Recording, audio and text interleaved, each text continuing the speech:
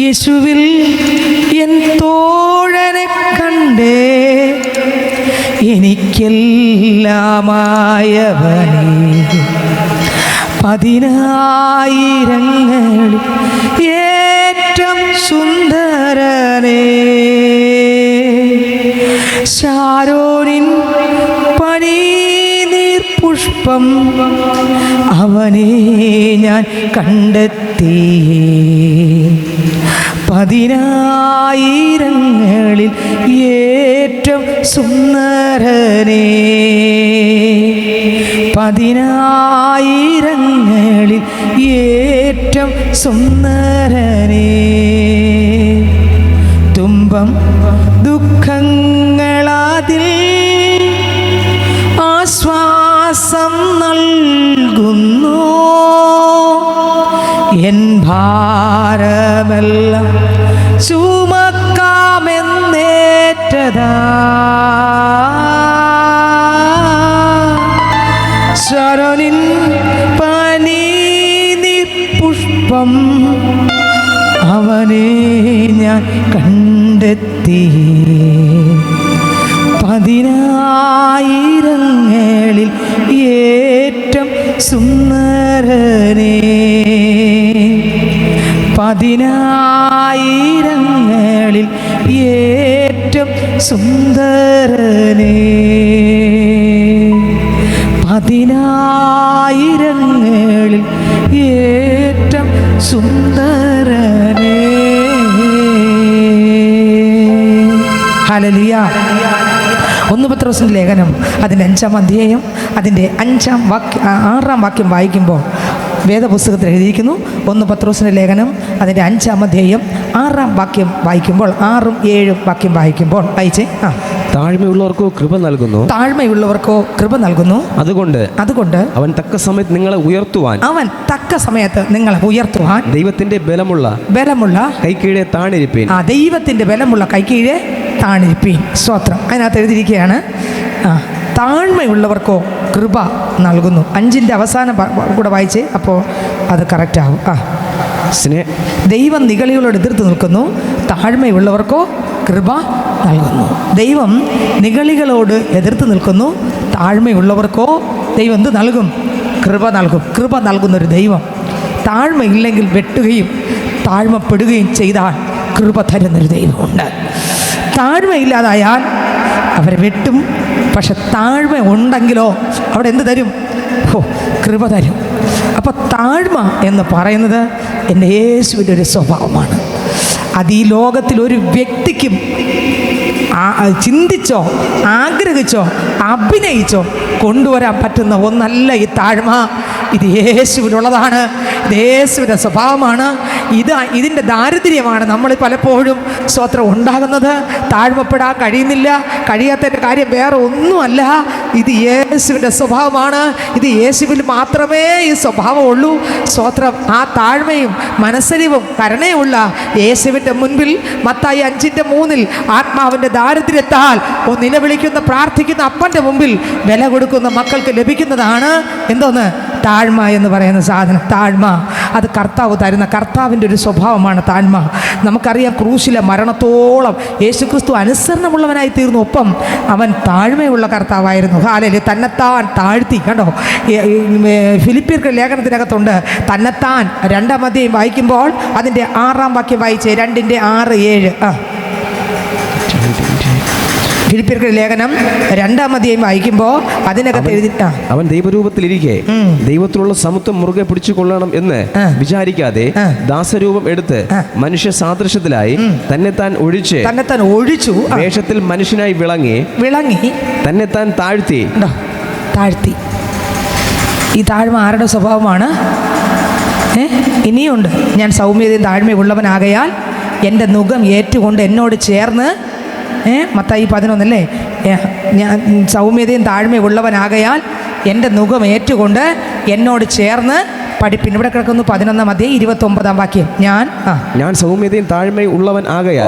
ഇത് ആരുടെ സ്വഭാവമാണ്? എൻ്റെ അപ്പൻ്റെ സ്വഭാവം. ഞാൻ സൗമ്യതയും താഴ്മയും ഉള്ളവൻ ആകയാൽ എൻ്റെ നുകം ഏറ്റുകൊണ്ട് എന്നോട് പഠിപ്പിൻ. എന്നാൽ നിങ്ങളുടെ ആത്മാക്കൾക്ക് ആശ്വാസം കണ്ടെത്തും. എൻ്റെ നുകം മൃദുവും എൻ്റെ ചുമട് ലഘുവും ആകുന്നു. അപ്പോൾ ഞാൻ സൗമ്യതയും താഴ്മയുള്ളവൻ. ഇതിനപ്പുറം ഏത് വചനം വേണം? ഞാൻ സൗമ്യതയും താഴ്മയുള്ളവൻ. ഇതാരുടെ സൗമ്യത? യേശുവിൻ്റെ സൗമ്യത. ഓ, ദൈവത്തിൻ്റെ സ്തോത്രം. കർത്താവിൻ്റെ സൗമ്യതയാണ് നമ്മളെ വലിയവരാക്കുന്നത്. വചനത്തിനകത്തുണ്ട്, കർത്താവിൻ്റെ സൗമ്യത നമ്മെ വലിയവരാക്കുന്നു. സ്തോത്രം. ഈ സൗമ്യത ആരുടെ അകത്ത് വരണം? ഇത് യേശുവിലേ ഉള്ളൂ. ഇത് ആരുടെ അകത്ത് വരണം?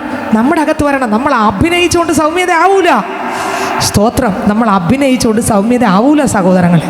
അല്ലെങ്കിൽ ഈ സൗമ്യത എൻ്റെയും നിങ്ങളുടെ അകത്ത് വരണമെങ്കിൽ ആത്മാവിൻ്റെ ദാരിദ്ര്യത്താൽ ഒരു ദൈവത്തിൻ്റെ പൈതൽ യേശുവിൻ്റെ മുൻപിൽ പ്രാർത്ഥിക്കുമ്പോൾ എൻ്റെ ദൈവം തക്ക സമയമാകുമ്പോൾ ആ താഴ്മയെന്ന യേശുവിൻ്റെ കൃപ എൻ്റെ മേലും നിങ്ങളുടെ മേലും തരും. ഇത് ആത്മാവിലൂടെ കിട്ടൂ. ഇത് യേശുവിലുള്ളതാണ്. ഈ സൗമ്യത നമുക്ക് വേണം. ഈ സൗമ്യത ഇല്ലെങ്കിൽ, താഴ്മയില്ലെങ്കിൽ, സ്തോത്രം, ഹല്ലേലൂയ, താഴ്മയില്ലെങ്കിൽ നിഗളം വരും. നിഗളികളോട് ദൈവം എന്ത് ചെയ്യും? എതിർത്ത് നിൽക്കും. താഴ്മയുള്ളവർക്കോ ദൈവം എന്ത് ചെയ്യും? ഇനി പത്രോസിലേക്ക് പോകുന്നു. ദൈവം നിഗളികളോട് എതിർത്ത് നിൽക്കുന്നു, താഴ്മയുള്ളവർക്കോ ദൈവം കൃപ നൽകുന്നു. സ്തോത്രം. നിഗളികളോട് ദൈവം എപ്പോഴും എന്ത് ചെയ്യും? എതിർത്ത് നിൽക്കും. എതിർത്തേ നിൽക്കുകയുള്ളൂ. നിഗളം ദൈവത്തിന് ഇഷ്ടമുള്ള സ്വഭാവമല്ല. സ്തോത്രം. ചില വ്യക്തികളുടെ സംസാരം കേട്ടിട്ടില്ലേ? നിഗള സംസാരം. ഞാൻ എന്തോ ആണെന്നുള്ള ആ ഒരു ഭാവം. സ്തോത്രം. എനിക്ക് എല്ലാത്തിനും കഴിയും എന്നുള്ള ഭാവം. ഞാനെല്ലാം തികഞ്ഞു എന്നുള്ള ഭാവം. ഞാനെല്ലാമായി മറ്റൊരാളാണ് സ്തോത്രം തികയാൻ നമ്മൾ കുറ്റപ്പെടുത്തുന്നവരാണ്. സ്തോത്രം. എന്നെ കേൾക്കുന്ന സഹോദരങ്ങളെ, നമ്മൾ ഓരോ കാര്യങ്ങളും ചെയ്യുമ്പോൾ എൻ്റെ നിഗളത്തിൽ നിന്നാണോ ഇത് വരുന്നതെന്ന് നമ്മൾ ഓരോ സെക്കൻഡും ഞാനും നിങ്ങൾ നോക്കണം. നിഗളികളോട് ദൈവം എന്ത് ചെയ്യും? എതിർത്ത് നിൽക്കും. സ്തോത്രം. നമുക്കറിയാം യെഹെസ്കേലിൻ്റെ പുസ്തകം അതിൻ്റെ 28 അധ്യായം വായിക്കുമ്പോൾ, നമ്മൾ വേദപുസ്തകം തുറന്ന് നോക്കണം. യെഹെസ്കേലിൻ്റെ പുസ്തകം അതിൻ്റെ 28 അധ്യായം വായിക്കുമ്പോൾ അതിനകത്ത്, വേദപുസ്തകത്തിനകത്ത് ലൂസിഫർ എന്ന ദൂതൻ എവിടെയായിരുന്നു എന്നും ആ ദൂതൻ സ്തോത്രം ഇപ്പോൾ എവിടെയെന്നും യെഹെസ്കേലിൻ്റെ പുസ്തകം 28 അധ്യായം അതിൻ്റെ 14 വാക്യം മുതൽ വായിച്ചാട്ടെ. നീ ചിറക് വിടർത്തി മറയ്ക്കുന്ന കെരൂബാകുന്നു. ഞാൻ നിന്നെ വിശുദ്ധ ദേവപർവ്വതത്തിൽ ഇരുത്തിയിരുന്നു. എവിടെ ഇരുത്തിയിരുന്നു? ലൂസിഫർ ദൂതനായിരുന്നു. ദൈവം സൃഷ്ടിച്ചൊരു ദൂതൻ, സുന്ദരനായൊരു ദൂതൻ. സ്തോത്രം. ആ ആരാധനകളുടെ നേതൃത്വം വഹിക്കുന്ന ഒരു ദൂതനായിരുന്നു. ആര്? ലൂസിഫർ. നമ്മൾ വചനകത്ത് ഇറങ്ങണം, എങ്കിലേ രക്ഷയുള്ളൂ. ഹല്ലേലൂയ. ലൂസിഫർ ആരായിരുന്നു? സ്വർഗത്തിലെ ദൈവം ഒരുക്കി നിർത്തിയ ഒരു ദൂതനായിരുന്നു. അതിൻ്റെ വർഷിപ്പിൻ്റെ മെയിൻ ആളായിരുന്നു ആര്? ലൂസിഫർ. അടുത്ത വരി വായിച്ചേ. നീ അഗ്നിമയ രഥങ്ങളുടെ മധ്യേ സഞ്ചരിച്ചു പോകുന്നു. ഒന്ന്, അവൻ ദേവപർവ്വതത്തിലാണ് അവൻ ആരിരുത്തിയത്? ദൈവം. വാക്ക് ശ്രദ്ധിച്ചോളും. അവൻ്റെ വില നോക്കി എവിടെ ഇരുന്നെന്ന്. പർവ്വതത്തിൽ ആരിരുത്തിയിരുന്നു? ഞാൻ നിന്നെ. ദൈവം ലൂസിഫറിനെ അണിയിച്ചൊരുക്കി അത്ര വില, ആ ഒരു പ്രത്യേക നിലയിൽ ആരെ ഇരുത്തിയിരുന്നു? ലൂസിഫറിനെ ദൈവം ഇരുത്തിയിരുന്നു. അടുത്ത് നീ അഗ്നിമയ രഥങ്ങളുടെ മധ്യേ സഞ്ചരിച്ചു പോകുന്നു. അടുത്ത് 2, നിന്റെ സഞ്ചാരം അഗ്നിമയ രഥങ്ങളുടെ മധ്യയാണ് സഞ്ചരിച്ചു പോകുന്നത്. അടുത്ത് നിന്നെ സൃഷ്ടിച്ച നാൾ മുതൽ. അടുത്ത 3-ാമത്തെ കാര്യം, നിന്നെ സൃഷ്ടിച്ച നാൾ മുതൽ നിങ്ങൾ നീതികേട് കണ്ടതുവരെ നീ നടപ്പിൽ നിഷ്കളങ്കനായിരുന്നു. അതുവരെ ആരായിരുന്നു? നടപ്പിൽ നിഷ്കളങ്കൻ.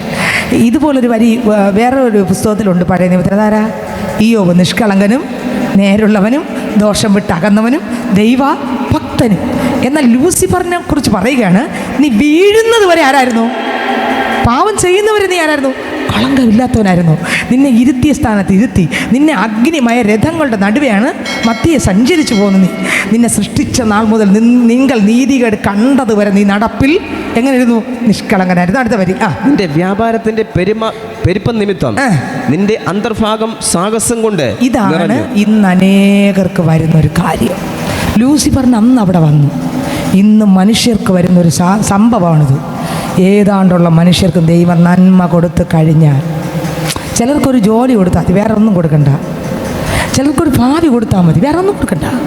ഒരു ഭാവി ജീവിതം കിട്ടിയാൽ മതി. അത് കഴിഞ്ഞാൽ പിന്നെ പൊങ്ങി അങ്ങ് മണ്ടയിൽ ചിലർക്ക് കുറച്ച് വസ്തു കിട്ടിയാൽ മതി, ചിലർക്കൊരു പേര് കിട്ടിയാൽ മതി, ചിലർക്ക് നല്ല പാടാനുള്ളൊരു കഴിവ് കിട്ടിയാൽ മതി, ചിലർക്ക് പ്രസംഗിക്കാനുള്ളൊരു വാക്ചാതുര്യം. നിങ്ങൾക്ക് മനസ്സിലാവുന്നുണ്ടോ? ഓരോ കാര്യം എല്ലാത്തിലും ഉണ്ടത്.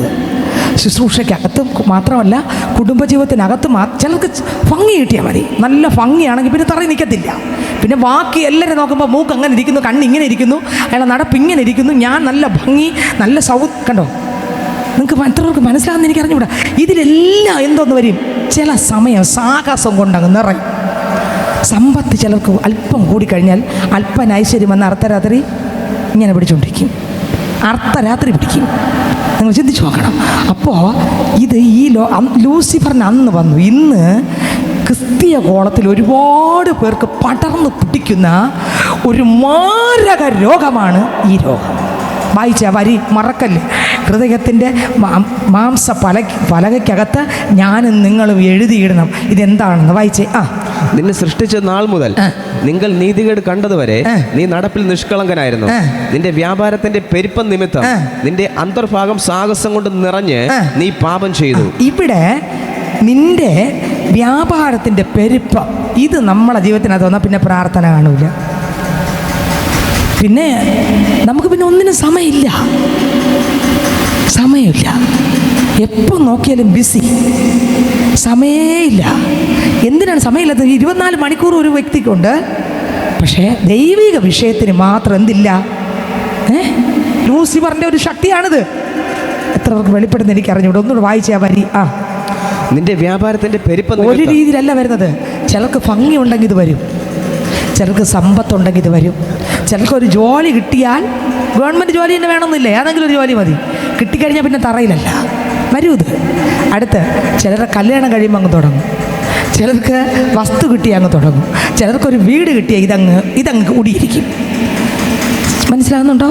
ചിലർക്ക് തലമുറകളെ കിട്ടുമ്പോൾ ഇതങ്ങ് കൂടിയിരിക്കും.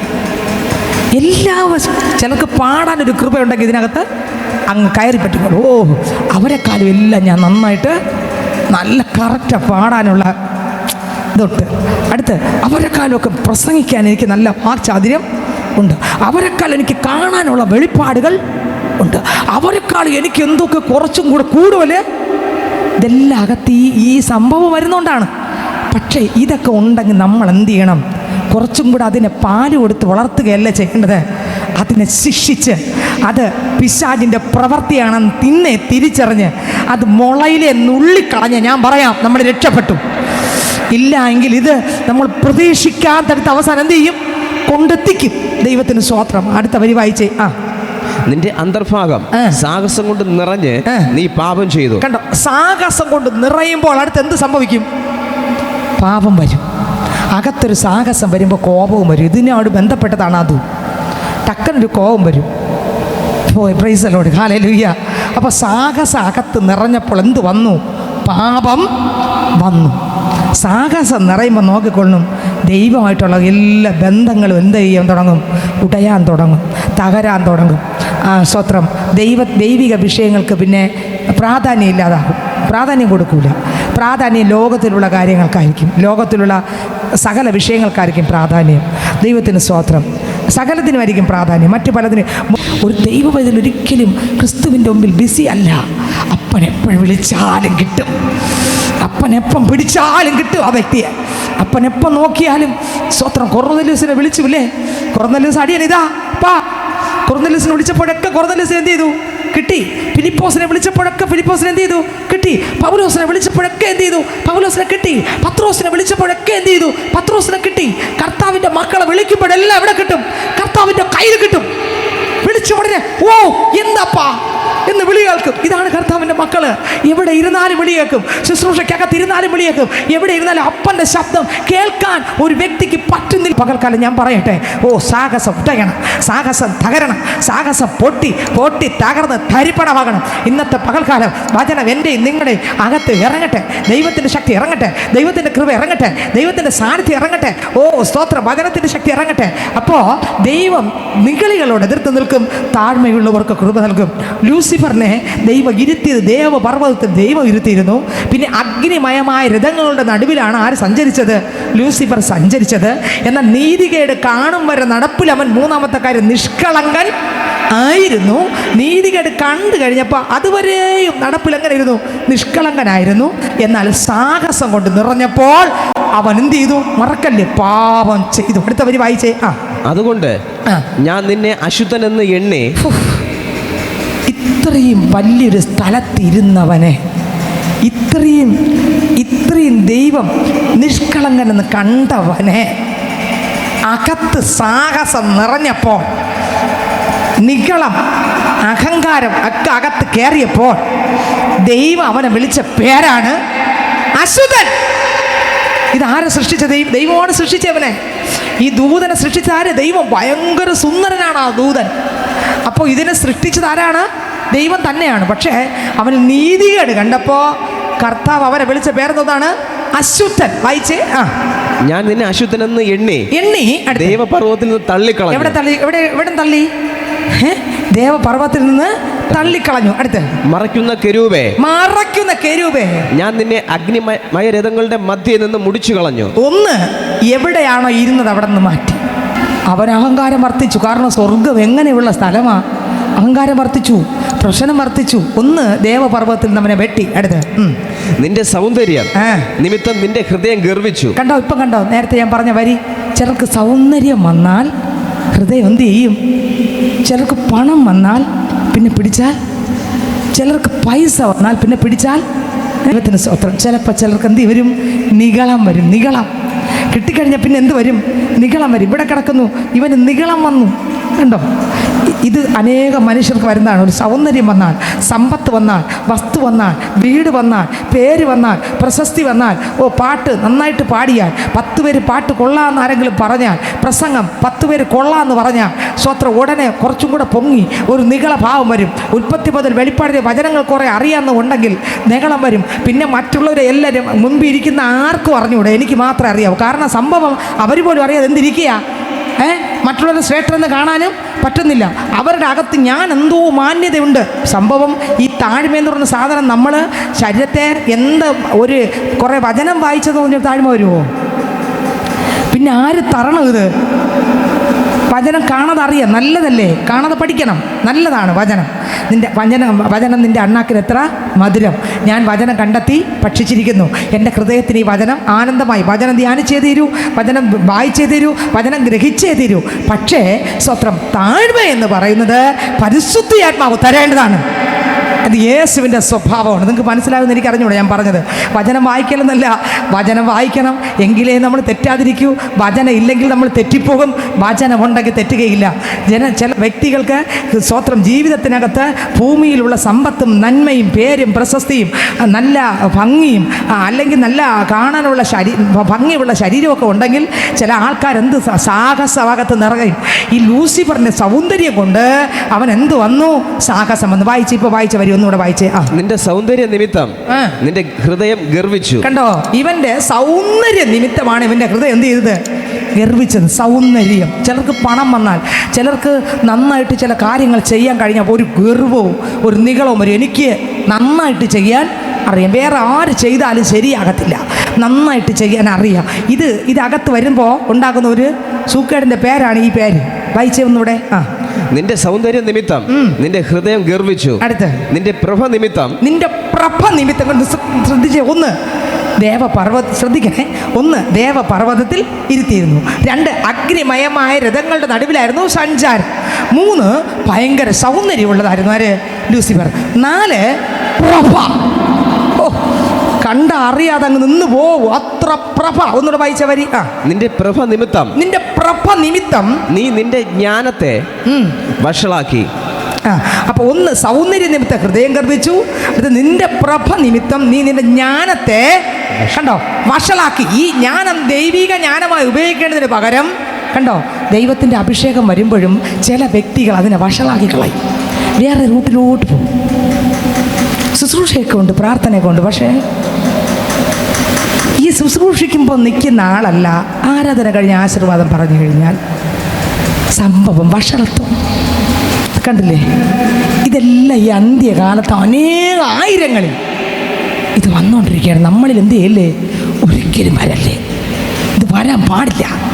സ്വത്രം നമ്മൾ ഒരു ശുശ്രൂഷ ഉണ്ടെങ്കിൽ, നമുക്കൊരു സൗന്ദര്യം ഉണ്ടെങ്കിൽ, നമുക്കൊരു പാടാൻ കൃപ ദൈവം തന്നിട്ടുണ്ടെങ്കിൽ അത് നമ്മളെ കഴിവോ മിടുക്കോ ഒന്നുമല്ല, കർത്താവ് തന്നത് മാത്രം. ഇത് കർത്താവായ യേശു ക്രിസ്തുവിന് മാത്രമാണ് ഈ ഭൂമിയിൽ നിൽക്കുമ്പോൾ മഹത്വം. നമ്മൾ എത്രത്തോളം ദൈവം നമ്മളെ ഉപയോഗിക്കുമോ അത്രത്തോളം നമ്മൾ താണ് കിടന്നുകൊള്ളണം. എത്രത്തോളം ദൈവം നമ്മളെ അനുഗ്രഹിക്കുമോ അത്രത്തോളം അതിൻ്റെ വില ഒന്നുമല്ലെന്ന് വേണം കാണാൻ. എത്ര എത്രക്ക് മനസ്സിലായി? ഈ ലോകത്തിൽ എന്ത് നന്മ കിട്ടുമ്പോഴും അപ്പോഴൊക്കെ എൻ്റെ ഹൃദയം എന്നോട് പറയണം, എന്നോട് എപ്പോഴും സംസാരിക്കണം, നിൻ്റെ ഇത് സമ്പത്ത് എത്ര ഉണ്ടെങ്കിൽ ഇതെല്ലാം ഇവിടെ തീരുന്നതാണ്, സ്വർഗീയമായ സമ്പത്താണ് ആവശ്യമെന്ന് എൻ്റെ അകത്തെ മനുഷ്യൻ എപ്പോഴും സംസാരിക്കുകയും എൻ്റെ പുറം അതിന് പ്രകാരം മുന്നോട്ട് പോവുകയും ചെയ്യണം. ഇല്ലെങ്കിൽ ഈ സംഭവം എവിടെ കയറും? അകത്തങ്ങ് കയറും. ഇതൊന്നും വേണ്ട എന്നൊന്നല്ല പറഞ്ഞത്, സമ്പത്ത് വേണ്ട, ഇതൊന്നും വേണ്ടെന്ന്. പക്ഷെ നികളവും സാഹസവും നിങ്ങളുടെ അകത്ത് എന്ത് ചെയ്യില്ലേ? വരരുത്. ലൂസിഫറിനുണ്ടായിരുന്നു. ദൈവത്തിന് സ്തോത്രം. അപ്പോൾ ഇവൻ്റെ പ്രഭ നിമിത്തം എന്ത് സംഭവിച്ചു?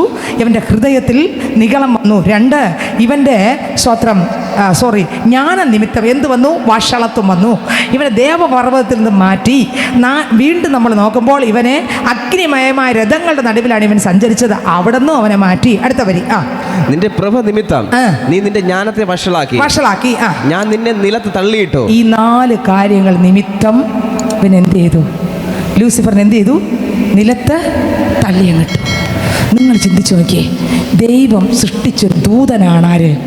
ഈ ദൂതൻ ഇങ്ങനെ ചെയ്തപ്പോൾ, ഇത്രയും ഈ കാര്യങ്ങൾ ദൂതൻ ചെയ്തപ്പോൾ ദൂതനെ തള്ളിയിട്ടെങ്കിൽ ബാക്കി പിന്നെ ഒന്നും പറയണ്ടല്ലോ. നിങ്ങൾ ചിന്തിച്ചു നോക്കിയേ, ഇവൻ്റെ നിഗളമാണ് ഇവനെ തള്ളിയിട്ട്. അടുത്തവർ ഇവിടെ വായിച്ചേ.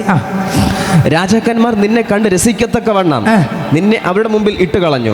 നിന്റെ അകൃത്യ ബാഹുല്യം കൊണ്ട്, നിന്റെ വ്യാപാരത്തിന്റെ നീതികേടും കൊണ്ട് നീ നിന്റെ വിശുദ്ധ മന്ദിരങ്ങളെ അശുദ്ധമാക്കി. അതുകൊണ്ട് ഞാൻ നിന്റെ നടുവിൽ നിന്ന് ഒരു തീ പുറപ്പെടുവിക്കും, അത് നിന്നെ ദഹിപ്പിച്ചു കളയും. നിന്നെ കാണുന്ന ഏവരുടെയും മുമ്പിൽ ഞാൻ നിന്നെ നിലത്ത് ഭസ്മമാക്കി കളയും. ജാതികൾ നിന്നെ അറിയുന്നവരെല്ലാവരും നിന്നെ കണ്ട് സ്തംഭിച്ചു പോകും. നിനക്ക് ശീഘ്ര നാശം ഭവിച്ചിട്ട് നീ സദാകാലത്തേക്കും ഇല്ലാതെയാകും. മതി. ഹല്ലേലൂയ. കണ്ടോ, ലൂസിഫറിനെ കുറിച്ച് പറഞ്ഞതാണിത്. നിഗളം മനുഷ്യന് വന്നാൽ നിഗളം ദൈവം വെറുക്കുന്നത്. എന്നാൽ താഴ്മയുള്ളവർക്കോ എന്ത് കൊടുക്കും? കൃപ കൊടുക്കും. ദൈവം ഒരു കരുണ കൊടുക്കും. യെശയ്യാവിൻ്റെ പുസ്തകം വായിക്കുമ്പോൾ അതിൻ്റെ 6-ാം അധ്യായം നമുക്ക് എല്ലാവർക്കും അറിയാം. യെശയ്യാവിൻ്റെ പുസ്തകം 6-ാം അധ്യായം വായിക്കുമ്പോൾ സ്വത്രം ഭയങ്കര ഒരു ആഡംബരത്തോടെ യെശയ്യാവിൻ്റെ പുസ്തകം 1, 2, 3, 4, 5 അധ്യായങ്ങൾ വിരൽ ചൂണ്ടിക്കൊണ്ടിരുന്നവരെ വിരൽ ചൂണ്ടിക്കൊണ്ട് നീ അത് ചെയ്തു, നീ ഇത് ചെയ്തു എന്ന് പറഞ്ഞ് പ്രവചിച്ച ഒരു പ്രവാചകനായിരുന്നു ആര്? യെശയ്യാവെന്ന പ്രവാചകൻ. എന്നാൽ 6-ാം അധ്യായത്തിലേക്ക് വന്നപ്പോൾ ആ പ്രവാചകൻ ദൈവത്തെ കണ്ടു. ഇന്ന് ദൈവത്തെ കാണാത്ത ഒരുപാട് പേരുണ്ട്. കാണേണ്ടും മണ്ണും കാണാതെ ദൈവം കൊടുക്കുന്ന കൃപ വച്ച് ഇങ്ങനെ അങ്ങ് പയറ്റി ഒരു പയറ്റാണ്. ഈ യെശയ്യാവിനെ പ്രവചിക്കാനൊരു വരം കൊടുത്തിട്ടുണ്ട് ദൈവം. പക്ഷേ ഈ കൃപ ദൈവം കൊടുത്തിട്ടുണ്ടെങ്കിൽ പോലും ഈ യെശയ്യാവ് കാണേണ്ടവണ്ണം ആരെ കണ്ടില്ല. നിങ്ങൾ എത്രയൊക്കെ മനസ്സിലായെന്ന് എനിക്ക് അറിഞ്ഞുകൂടാ. ഈ വചനം അകത്തിറങ്ങിയാൽ നമുക്ക് വിടുതൽ നടക്കും. അതുകൊണ്ടാണ് ഞാൻ പറയുന്നത്, ഈ വചനം നമ്മൾ അകത്തിറങ്ങുമ്പോൾ ലൂസിഫർ ആരായിരുന്നു എന്നും ലൂസിഫറിനെ വെട്ടാനുള്ള കാരണം എന്തെന്നും നമ്മൾ കേട്ടു. എന്ത് വചനം പറയുന്നു? നിഗളികളോട് ദൈവം എതിർത്ത് നിൽക്കും, താഴ്മയുള്ളവർക്കോ കൃപ നൽകും. നിഗളിയെ എതിർക്കുക മാത്രമല്ല, നിഗളിയെ വെട്ടി താഴെ ഇട്ടു എന്ന് കേട്ടു. കാരണം 4 കാരണമാണ് അല്ലേ? സ്വത്രം നമ്മൾ കേട്ടു. മെയിനായിട്ടുള്ള കാരണങ്ങൾ 2ആണ്. ഇവൻ്റെ സൗന്ദര്യം കൊണ്ടും ഇവൻ്റെ ജ്ഞാനം കൊണ്ടും ഇവൻ വഷളത്വം പ്രവർത്തിച്ചു. അപ്പോൾ അവിടെ വ്യക്തമായിട്ട് എഴുതിയിരിക്കുന്നു. ഇവിടുത്തെ ഭാഗം വേറൊരു ഭാഗത്ത് വേറെയും ചെയ്തതുകൊണ്ട് അതൊന്നും ഞാൻ പറയുന്നില്ല. ദൈവത്തിന് സ്വത്രം ശ്രദ്ധിക്കണമേ. അങ്ങനെയാണെങ്കിൽ ദൈവത്തിൻ്റെ പൈതലെ താഴ്മയുള്ളവർക്ക് ദൈവം എന്ത് കൊടുക്കും? കൃപ കൊടുക്കും. യെശയ്യാവിൻ്റെ പുസ്തകം 1, 2, 3, 4, 5 അധ്യായം വായിക്കുമ്പോൾ സ്വത്രം മറ്റുള്ളവരെ എല്ലാവരെയും സ്വത്രം കൃപ പ്രാപിച്ച യെശയ്യാവ് പ്രവചിക്കുന്ന പ്രവചനങ്ങൾ നമുക്ക് കാണാം. എന്നാൽ 6-ാം അധ്യായത്തിലേക്ക് വരുമ്പോൾ എൻ്റെ ദൈവത്തിൻ്റെ കൃപ മാത്രം പ്രാപിച്ചവൻ 6-ാം അധ്യായത്തിലേക്ക് വരുമ്പോൾ എൻ്റെ അപ്പനെ കണ്ടു. കൃപ മാത്രം പ്രാപിച്ച് ചിലരങ്ങ് ആ കൃപയിൽ നിന്ന് ബാക്കിയുള്ളവർ എല്ലാവരും അങ്ങ് വിമർശിച്ച് അവരെക്കാളും ഞാൻ വലുതെന്നുള്ള ഒരർത്ഥത്തിൽ ചിലരൊക്കെ, എല്ലാവരുമല്ല, ചിലരൊക്കെ അങ്ങ് നിന്ന് കളയും. എനിക്കൊരു തെറ്റുമില്ല. എൻ്റെ മുമ്പിലിരിക്കുന്നവർ, കാണുന്നവരും കേൾക്കുന്നവരും അയൽവക്കത്ത് സംസാരിച്ചവർ മാത്രമാണ് തെറ്റുകാർ, എനിക്കൊന്നുമില്ലെന്ന് പറഞ്ഞ് അങ്ങ് വിമർശിച്ച് കളയും. സ്വത്രം. എന്നാൽ യെശയ്യാവിൻ്റെ പുസ്തകത്തിൽ 1-ാം അധ്യായം മുതൽ വായിച്ചു നോക്കുക. 5 അധ്യായം വരെ അങ്ങോട്ട് നോക്കുമ്പോൾ കണ്ണ് തുറക്കാൻ പറ്റാത്ത വചനങ്ങളാണ് ആ വചനം. പക്ഷേ 6-ാം അധ്യായത്തിലേക്ക് വരുമ്പോൾ യെശയ്യാവ് കാണേണ്ടവനെ അങ്ങ് കണ്ടു. എങ്ങനെ കണ്ടു? യെശയ്യാവ് നോക്കുമ്പോൾ അവിടെ സാറാഫുകൾ എന്ത് ചെയ്യുന്നു? ആരാധിക്കുന്നു. സാറാഫുകളെ ദൈവം സൃഷ്ടിച്ചതാണ്. എന്തിനു വേണ്ടി? ദൈവത്തെ ആരാധിക്കാൻ വേണ്ടി സൃഷ്ടിച്ചതാണ് ഈ സാറാഫുകളെ. ഈ സാറാഫുകൾക്ക് എത്ര ചിറകുണ്ട്? ഓരോന്നിനും 6 ചിറക്. 2 കൊണ്ട് അവർ മുഖം മൂടുന്നു. ആരാധിക്കുകയാണ്? ആരാധിക്കുന്നേ? ദൈവത്തെ. കാരണം ദൈവം തൊട്ട് അപ്പുറത്ത് സിംഹാസനത്തിൽ ഇരിക്കുകയാണ്. ഈ ദൈവത്തിൻ്റെ മുഖത്ത് അവർ നോക്കുന്നില്ല. ആരാണത്? പറ, ആര്? ദൈവം ആരാധിക്കാൻ സൃഷ്ടിച്ച സാറാപ്പ്. ആരെ നോക്കുന്നില്ല? ഈ ഇരിക്കുന്ന ദൈവത്തെ നോക്കാതെ ദൂതനോട് ദൂതൻ, ദൈവം അവിടെ ഇരിക്കുകയാണ്, ദൈവത്തെ നോക്കുന്നില്ല. ദൂതനോട് ദൂതനെ നോക്കുമ്പോൾ പോലും എവിടെ അടച്ചിരിക്കുന്നു? മുഖം രണ്ട് ചിറകുകൊണ്ട് മുഖം കൊണ്ട് എന്ത് ചെയ്യുന്നു? നോക്കിയേ, രണ്ട് പറന്ന് നിൽക്കുകയാണ്. പക്ഷെ എവിടെ ഇരിക്കുന്നു? നിങ്ങളൊന്ന് ഭാവനെ കണ്ടേ, അത് എവിടെ ഇരിക്കുന്നു? മുഖത്ത് എവിടെ ഇരിക്കുന്നു? കാരണം ഈ ദൂതൻ ദൈവത്തെപ്പോലും നോക്കുന്നില്ല. ഇതാര് കണ്ടു അപ്പുറത്തുനിന്നേ? പറ. ഇതുവരെ വിരൽ ചൂണ്ടി കുറ്റപ്പെടുത്തിയ പ്രവാചകൻ ഇത് കണ്ടു. ഏത് കണ്ടു? ദൈവത്തെക്കാളും മുമ്പ് എന്ത് കണ്ടു? ഈ ദൈവത്തെ ആരാധിക്കുന്ന ഈ സാറാപ്പുകൾ ഇത്രയും തിരിഞ്ഞ് ദൈവത്തെ നോക്കാൻ ഇവർക്ക് ഭയം. നിങ്ങൾക്ക് മനസ്സിലായോ? ദൈവമേ, അങ്ങേ ആരാധിക്കാൻ അങ്ങ് സൃഷ്ടിച്ച ദൂതന്മാരിൽ ഇവരിൽ പാവമില്ല, ഇവരിൽ കളങ്കമില്ല. എന്നാൽ ഇവർ പോലും അങ്ങേ നോക്കാൻ പറ്റാതെ രണ്ടുകൊണ്ട് മുഖം മൂടി, രണ്ടുകൊണ്ട് പാദം മൂടി, രണ്ടുകൊണ്ട് പറന്ന് ദൂതന്മാർ ഒരുവനോടൊരുവൻ സൈന്യങ്ങളുടെ ദൈവമാകുന്ന യഹോവ പരിശുദ്ധൻ, പരിശുദ്ധൻ. കാരണം ഈ ദൂതന്മാർ കാണുകയാണ്, ഞങ്ങൾക്ക് ഈ ദൂതന്മാർ പറയുകയാണ്, ഞങ്ങൾക്ക് ഈ ദൈവത്തെ നോക്കാൻ പറ്റുന്നില്ല. കാരണം അവൻ പരിശുദ്ധൻ, അവൻ വിശുദ്ധൻ, അവൻ നിർമ്മലൻ. ഓഹോ സ്തോത്രം. ആര് പറയുകയാണ്? ദൂതന്മാർ. ഓ സ്തോത്രമാ. കർത്താവ് അടുത്ത ഒരു ദൂതൻ പറയുകയാണ്, അവൻ്റെ മഹത്വം സർവ്വഭൂമിയിലും നിറഞ്ഞു നിൽക്കുന്നു. അയ്യോ, അവൻ പരിശുദ്ധൻ, അവൻ പരിശുദ്ധൻ, മഹത്വം നിറഞ്ഞു നിൽക്കുന്നു. കാരണം ഈ ദൂതന്മാർ ഇത് കണ്ടുകൊണ്ടാണ് ഈ ദൂതന്മാർ ആരെ നോക്കാത്തത്? ദൈവത്തെ നോക്കാതെ അവർ തന്നെ പരസ്പരം നോക്കി ഭയങ്കര ഒരു ആരാധന വെളിപ്പെടുകയാണ്. ആരാധിച്ചുകൊണ്ടിരിക്കുമ്പോൾ തൊട്ടപ്പുറത്തേക്കുന്ന യെശയ്യാവ് അയാളുടെ ഹൃദയം പൊട്ടി. ദൈവമേ, ഈ ആരാധിക്കാൻ മാത്രം നിർത്തിയ ഈ ദൂതന്മാർ, കളങ്കമില്ലാത്ത ദൂതന്മാർ, വിശുദ്ധിയുള്ള ദൂതന്മാർ, യേശുപ്പനെ നോക്കാൻ പോലും, തൊട്ടടുത്തിരിക്കുന്ന യേശുപ്പനെ നോക്കാൻ പോലും ഭയപ്പെട്ടുകൊണ്ട് രണ്ടുപേരും രണ്ടുകൊണ്ട് മുഖം മൂടി, രണ്ടുകൊണ്ട് പാദം മൂടി, രണ്ടുകൊണ്ട് പറന്ന് ആരാധിക്കുമ്പോൾ ഞാൻ മാത്രം ഈ 5 അധ്യായത്തിലും കുറവുകൾ മാത്രം വെളിപ്പെടുത്തിയെങ്കിൽ എൻ്റെ അപ്പാ, എൻ്റെ ദൈവമേ, അയാൾക്ക് ഇരിക്കാൻ പറ്റിയില്ല. അയ്യോ, സാറാബ് ഇങ്ങനെ ആരാധിച്ചെങ്കിൽ ഞാൻ എങ്ങനെ ആരാധിക്കണം? സാറാബ് ഇങ്ങനെ കർത്താവിനെ കാണാൻ പറ്റാത്ത വിധം കണ്ണു മൂടിയെങ്കിൽ, മുഖം മൂടിയെങ്കിൽ, പാദം മൂടിയെങ്കിൽ ഞാൻ എത്രമാത്രം കിടക്കണം? അയ്യോ, ഇവിടെയാണ് പൊട്ടിയത്. ഇവിടെയാണ് ആര് പൊട്ടിയത്? യെശയ്യാവ് പൊട്ടി. നോക്കി, എൻ്റെ ദൈവത്തെ ആരാധിക്കാൻ പറ്റാതെ ഈ ദൈവം ആരാധിക്കാൻ വേണ്ടി മാത്രം നിർത്തിയ ദൂതന്മാർ പോലും എൻ്റെ ദൈവത്തിൻ്റെ മഹത്വം വലുതെന്ന് കണ്ടുവർ വർണ്ണിച്ച് ആരാധിക്കുന്നു. അപ്പാ, ഈ ദൂതൻ്റെ അടുത്ത് നിർത്തിയാൽ ഞാൻ ഏതുമല്ല അപ്പാ, എന്നിട്ട് എനിക്കിതൊന്നും വരുന്നില്ലല്ലോ അലറാൻ തുടങ്ങി. അവിടെയാണ് യെശയ്യാവിൻ്റെ ഹൃദയം പൊട്ടി തകർന്നു. യെശയ്യാവ് അലറി പറയുകയാണ്, അയ്യോ അയ്യോ, ഞാൻ അരിഷ്ട മനുഷ്യ, അയ്യോ സ്വത്രം, ഞാൻ ശുദ്ധിയില്ലാത്ത ആധാരമുള്ള ഒരുവൻ, ഞാൻ ശുദ്ധിയില്ലാത്ത ആധാരമുള്ളവൻ്റെ നടുവിൽ വസിക്കുന്നു. സൈന്യങ്ങളുടെ ദൈവമാകുന്ന യഹോവയെ ഞാൻ കണ്ടുവല്ലോ, എൻ്റെ കണ്ണ് കണ്ടുവല്ലോ. യെശയ്യാവ് അലറുകയാണ്. കാരണം എൻ്റെ ദൈവത്തെ ഞാൻ കണ്ടു. അതിൻ്റെ തൊട്ടടുത്തുനിന്ന് ദൂതന്മാർ ആരാധിക്കുമ്പോൾ ആ ദൂതന്മാർ പോലും എൻ്റെ ദൈവത്തെ നോക്കാതെ അവർ മുഖം മറച്ചു നിന്ന് ആരാധിക്കുമ്പോൾ എൻ്റെ കണ്ണാരെ കണ്ടു? അയ്യോ അയ്യോ, എവരെ പോലെ ഉള്ള ഒരാളല്ല ഞാൻ, ഈ ദൂതന്മാരെ പോലെ വിശുദ്ധിയുള്ള ഒരാളല്ല ഞാൻ. എന്നിട്ട് എൻ്റെ കണ്ണ് നിങ്ങൾക്ക് എത്രയൊക്കെ വെളിപ്പെടുന്ന എനിക്ക് അറിഞ്ഞുകൂടാ സ്നേഹിതരെ. ഓ സ്തോത്രം. യെശയ്യാവിൻ്റെ ഹൃദയം പൊടിഞ്ഞു, യെശയ്യാവ് ഉരുകി, യെശയ്യാവ് തകർന്നു, യെശയ്യാവ് നാശകൂപമായി അവിടെ നിൽക്കുകയാണ്. അയ്യോ, ഇവർ പോലും ഇത്രയും ദൈവത്തെ ആരാധിക്കാൻ ദൈവം സൃഷ്ടിച്ച കളങ്കമില്ലാത്ത ദൂതന്മാർ സ്തോത്രം കാണാതെ മുഖം മൂടി ആരാധിച്ചു. പക്ഷേ തൊട്ടിപ്പുറത്തുനിന്ന് ഞാൻ, അതര ശുദ്ധമല്ലാതെ ഞാൻ, എൻ്റെ കണ്ണ് സൈന്യത്തിൻ്റെ അധിപതിയാകുന്ന ദൈവത്തെ കണ്ടു. ഇവർ കാണാൻ പേടിച്ച് നിന്ന് ആരാധിക്കുന്നു. എന്നാൽ പാവമുള്ള ഞാൻ, നിങ്ങൾക്ക് മനസ്സിലായോ? കണ്ടു. ഇത് ഹൃദയം എന്ത് ചെയ്തു? തകർത്തു, തരിപ്പണമാക്കി. ഇതുപോലെ എനിക്ക് നിങ്ങൾക്ക് വന്നിട്ടുണ്ട് സഹോദരങ്ങളെ. ഇവിടെയാണ് ദൈവം തീക്കനൽ തരുന്നത്. ഇവിടെ നമ്മളെങ്ങനെ അറിയാം ആരാധിക്കുന്നത്? നമ്മൾ അടുത്തിരിക്കുന്ന ആളിനേക്കാളും ഞാൻ കൊള്ളാമെന്ന് പറയും. എൻ്റെ വീട്ടിലുള്ള എല്ലാവരെക്കാളും ഞാൻ വിശുദ്ധൻ എന്ന് പറയും. എൻ്റെ നാട്ടുകാരെക്കാളും എല്ലാത്തിനേക്കാളും ഞാൻ കൊള്ളാമെന്ന് പറയും. എൻ്റെ സഭയിലുള്ള ഏറ്റവും നല്ല ആൾ ഞാനെന്ന് പറയും. പിന്നെ എങ്ങനെയെങ്കിലും നമുക്ക് ഇത് കാണാൻ പറ്റില്ല. കാരണം കണ്ണ് കപടം കൊണ്ട് മൂടി, ഹൃദയം സാഹസം കൊണ്ട് നിറഞ്ഞു. നമ്മളെ വലിയ ആളായിട്ട് കണ്ടു. നമ്മളെന്തോ ആണെന്ന് നമുക്കങ്ങ് തോന്നി. ഈ തോന്നലകത്തങ്ങോട്ട് സാഹസമായി ഇറങ്ങിയപ്പോൾ നമുക്ക് ദൂതനെയും കാണാൻ പറ്റത്തില്ല, യേശുപ്പനെയും കാണാൻ പറ്റുന്നില്ല. നമുക്ക് കാണാൻ പറ്റുന്നത് ഞാൻ വലിയ ആളാണെന്ന് മാത്രം എനിക്ക് കാണാൻ പറ്റുന്നുണ്ട്. നിങ്ങൾ ചിന്തിച്ചു നോക്കിയേ, ഈ ദൂതനെയും കാണാൻ പറ്റുന്നില്ല, ദൈവത്തെയും കാണാൻ പറ്റുന്നില്ല.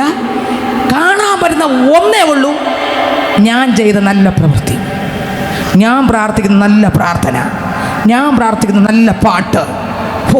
ഞാൻ ഇങ്ങനെയൊക്കെയാണ്, ഞാൻ ചെയ്യുന്നതെല്ലാം മാത്രം എനിക്ക് പരീക്ഷനെ പോലെ ഞാൻ നല്ലതെന്ന് നിങ്ങൾക്ക് എത്രക്ക് മനസ്സിലായെന്ന് എനിക്ക് അറിഞ്ഞുകൂടാ. ദൈവത്തിന് സ്തോത്രം. യെശയ്യാവ് അങ്ങനെയല്ല. അവിടെ വച്ച് അതുവരെ കൃപാവരം ഉണ്ടായിരുന്നു പ്രവചിക്കാൻ, പക്ഷേ ഇവിടെ വച്ച് അവന് മനസ്സിലായി കൃപാവരം കൊണ്ട് മാത്രം പറ്റൂല, കൃപാവരം കൊണ്ട് മാത്രം പറ്റൂല, എൻ്റെ അപ്പനെയും കൂടെ എനിക്ക് കാണണം. ഇത് കണ്ടപ്പോൾ മനസ്സിലായി, അതുവരെ എൻ്റെ യേശുവിനെ കുറിച്ച് ഒരു വരി വായിൽ കൊടുത്തില്ല. നിങ്ങൾ വായിച്ചു നോക്ക്, 6 അധ്യായം കഴിഞ്ഞിട്ട് 7-ാം അധ്യായത്തിലേക്ക് വരുമ്പോൾ കന്യക ഗർഭിണിയായി ഒരു മകനെ പ്രസവിക്കും. അവിടെ മുതൽ അങ്ങോട്ട് യേശു ക്രിസ്തുവിനെ കുറിച്ചുള്ള ഒറിജിനൽ പ്രവചനത്തിൻ്റെ പെരുമഴ. ഇതുവരെ ഒരു വരി പോലും യേശുപ്പം വെളിപ്പെടുത്തി കൊടുത്തില്ല. പക്ഷേ ഇവിടെ അവൻ ആരെന്നും ദൈവം ആരെന്നും ദൂതൻ എങ്ങനെ ആരാധിക്കുന്നെന്നും ആ ദൂതൻ പോലും ദൈവത്തെ മുഖത്ത് നോക്കി ആരാധിക്കാനുള്ള യോഗ്യതയില്ല എന്ന് പറഞ്ഞ് അവർ ദൈവത്തിൻ്റെ മഹത്വം അവർ കണ്ടിട്ടും ഈ ദൈവമഹത്വം കാണാതെ ആദരവും ശുദ്ധിയില്ലാതെ എപ്പോഴും മറ്റുള്ളവരെ കുറ്റം മാത്രം പറയുന്ന ഞാൻ ഏതുമല്ലെന്ന് ഹൃദയം പൊട്ടി ഒരു മനുഷ്യൻ്റെ അലറൽ നിങ്ങൾക്ക് വെളിപ്പെട്ടെന്ന് എനിക്ക് അറിഞ്ഞൂടാ. ഇതെനിക്കോ നിങ്ങൾക്ക് എപ്പോഴെങ്കിലും വന്നിട്ടുണ്ടോ? ഇത് വരാത്തടത്തോളം കാലം ഞാൻ പറയാം, അപ്പുറത്തിരിക്കുന്ന അപ്പൻ്റെ ആ കുടലും തീക്കനലും ഒന്നും നമ്മളിൽ വീഴത്തില്ല. സ്വത്രം സാഹസം നിറയും, നികളം നിറയും, ഞാനെന്ന് പാപം നിറയും. എന്നാൽ സ്വത്രം ഒന്ന് കണ്ടാൽ കാണാൻ കഴിഞ്ഞെങ്കിൽ, എൻ്റെ അപ്പനെ ഒന്ന് വെളിപ്പെട്ട് കിട്ടിയെങ്കിൽ, അപ്പൻ ആരെന്നൊന്ന് നമുക്ക് വെളിപ്പെട്ട് കിട്ടിയെങ്കിൽ, ആ നികളം ഒന്ന് പൊട്ടിയെങ്കിൽ, ആ സാഹസം ഒന്ന് പൊട്ടിയെങ്കിൽ, ആ ഞാൻ എന്തോ ആണെന്നുള്ള ആ ഒരു ഇതൊന്ന് പൊട്ടിയെങ്കിൽ, എൻ്റെ അപ്പനെ യഥാർത്ഥമായിട്ട് ഒന്ന് രുചിച്ചറിയാൻ കഴിഞ്ഞെങ്കിൽ, ആ പാടാൻ എളുപ്പം. രുചിച്ചു നോക്കി ഞാൻ കർത്തൻ കൃപകളെ പാടാൻ നല്ല എളുപ്പമല്ലേ? രുചിച്ചു നോക്കി ഞാൻ. സത്യത്തിൽ രുചിച്ചോ? അപ്പോസ്തലന്മാർ മഹിമ കണ്ട സാക്ഷി. പക്ഷെ നമുക്ക് പ്രസംഗിക്കാതെ പോലെ നമ്മൾ കണ്ടോ? കണ്ടാൽ നമുക്കതൊരു നിങ്ങൾക്ക് മനസ്സിലാകുന്നുണ്ടോ? വായിക്കുമ്പോൾ അവർ മഹിമ കണ്ട സാക്ഷി, നമ്മളോ? യെശയ്യാവിൻ്റെ അടുത്ത് നിൽക്കുമ്പോൾ യെശയ്യാവ് പൊട്ടി തകർന്നു, നമ്മളോ? നമുക്ക് ഈ തകർച്ച വരുന്നുണ്ടോ? ഇത് വരണമെങ്കിൽ അപ്പം തൊടണം. നിങ്ങൾക്ക് എത്രയൊക്കെ മനസ്സിലാകുന്നുണ്ട്? ഓഹ് ജീസസ്.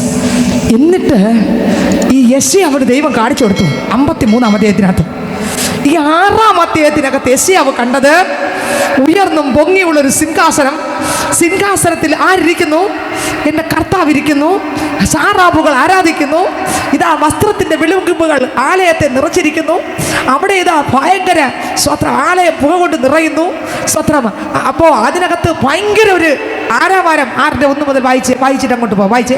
ഉസ്സിയ രാജാവ് മരിച്ച ആണ്ടിൽ കർത്താവ് ഉയർന്നും പൊങ്ങിയുമുള്ള സിംഹാസനത്തിൽ ഇരിക്കുന്നതും ഞാൻ കണ്ടു. അവന്റെ കണ്ടോ? പക്ഷെ ദൂതൻ യെശയ്യാവ് എന്ത് ചെയ്തു? കണ്ടു.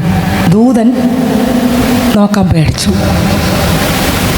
ദൂതൻ നോക്കാൻ, ദൈവമേ, അതരം മുഴുവൻ പാപമുള്ള എൻ്റെ കണ്ണ് കണ്ടു. എനിക്ക് പേടിയൊന്നും തോന്നിയില്ല.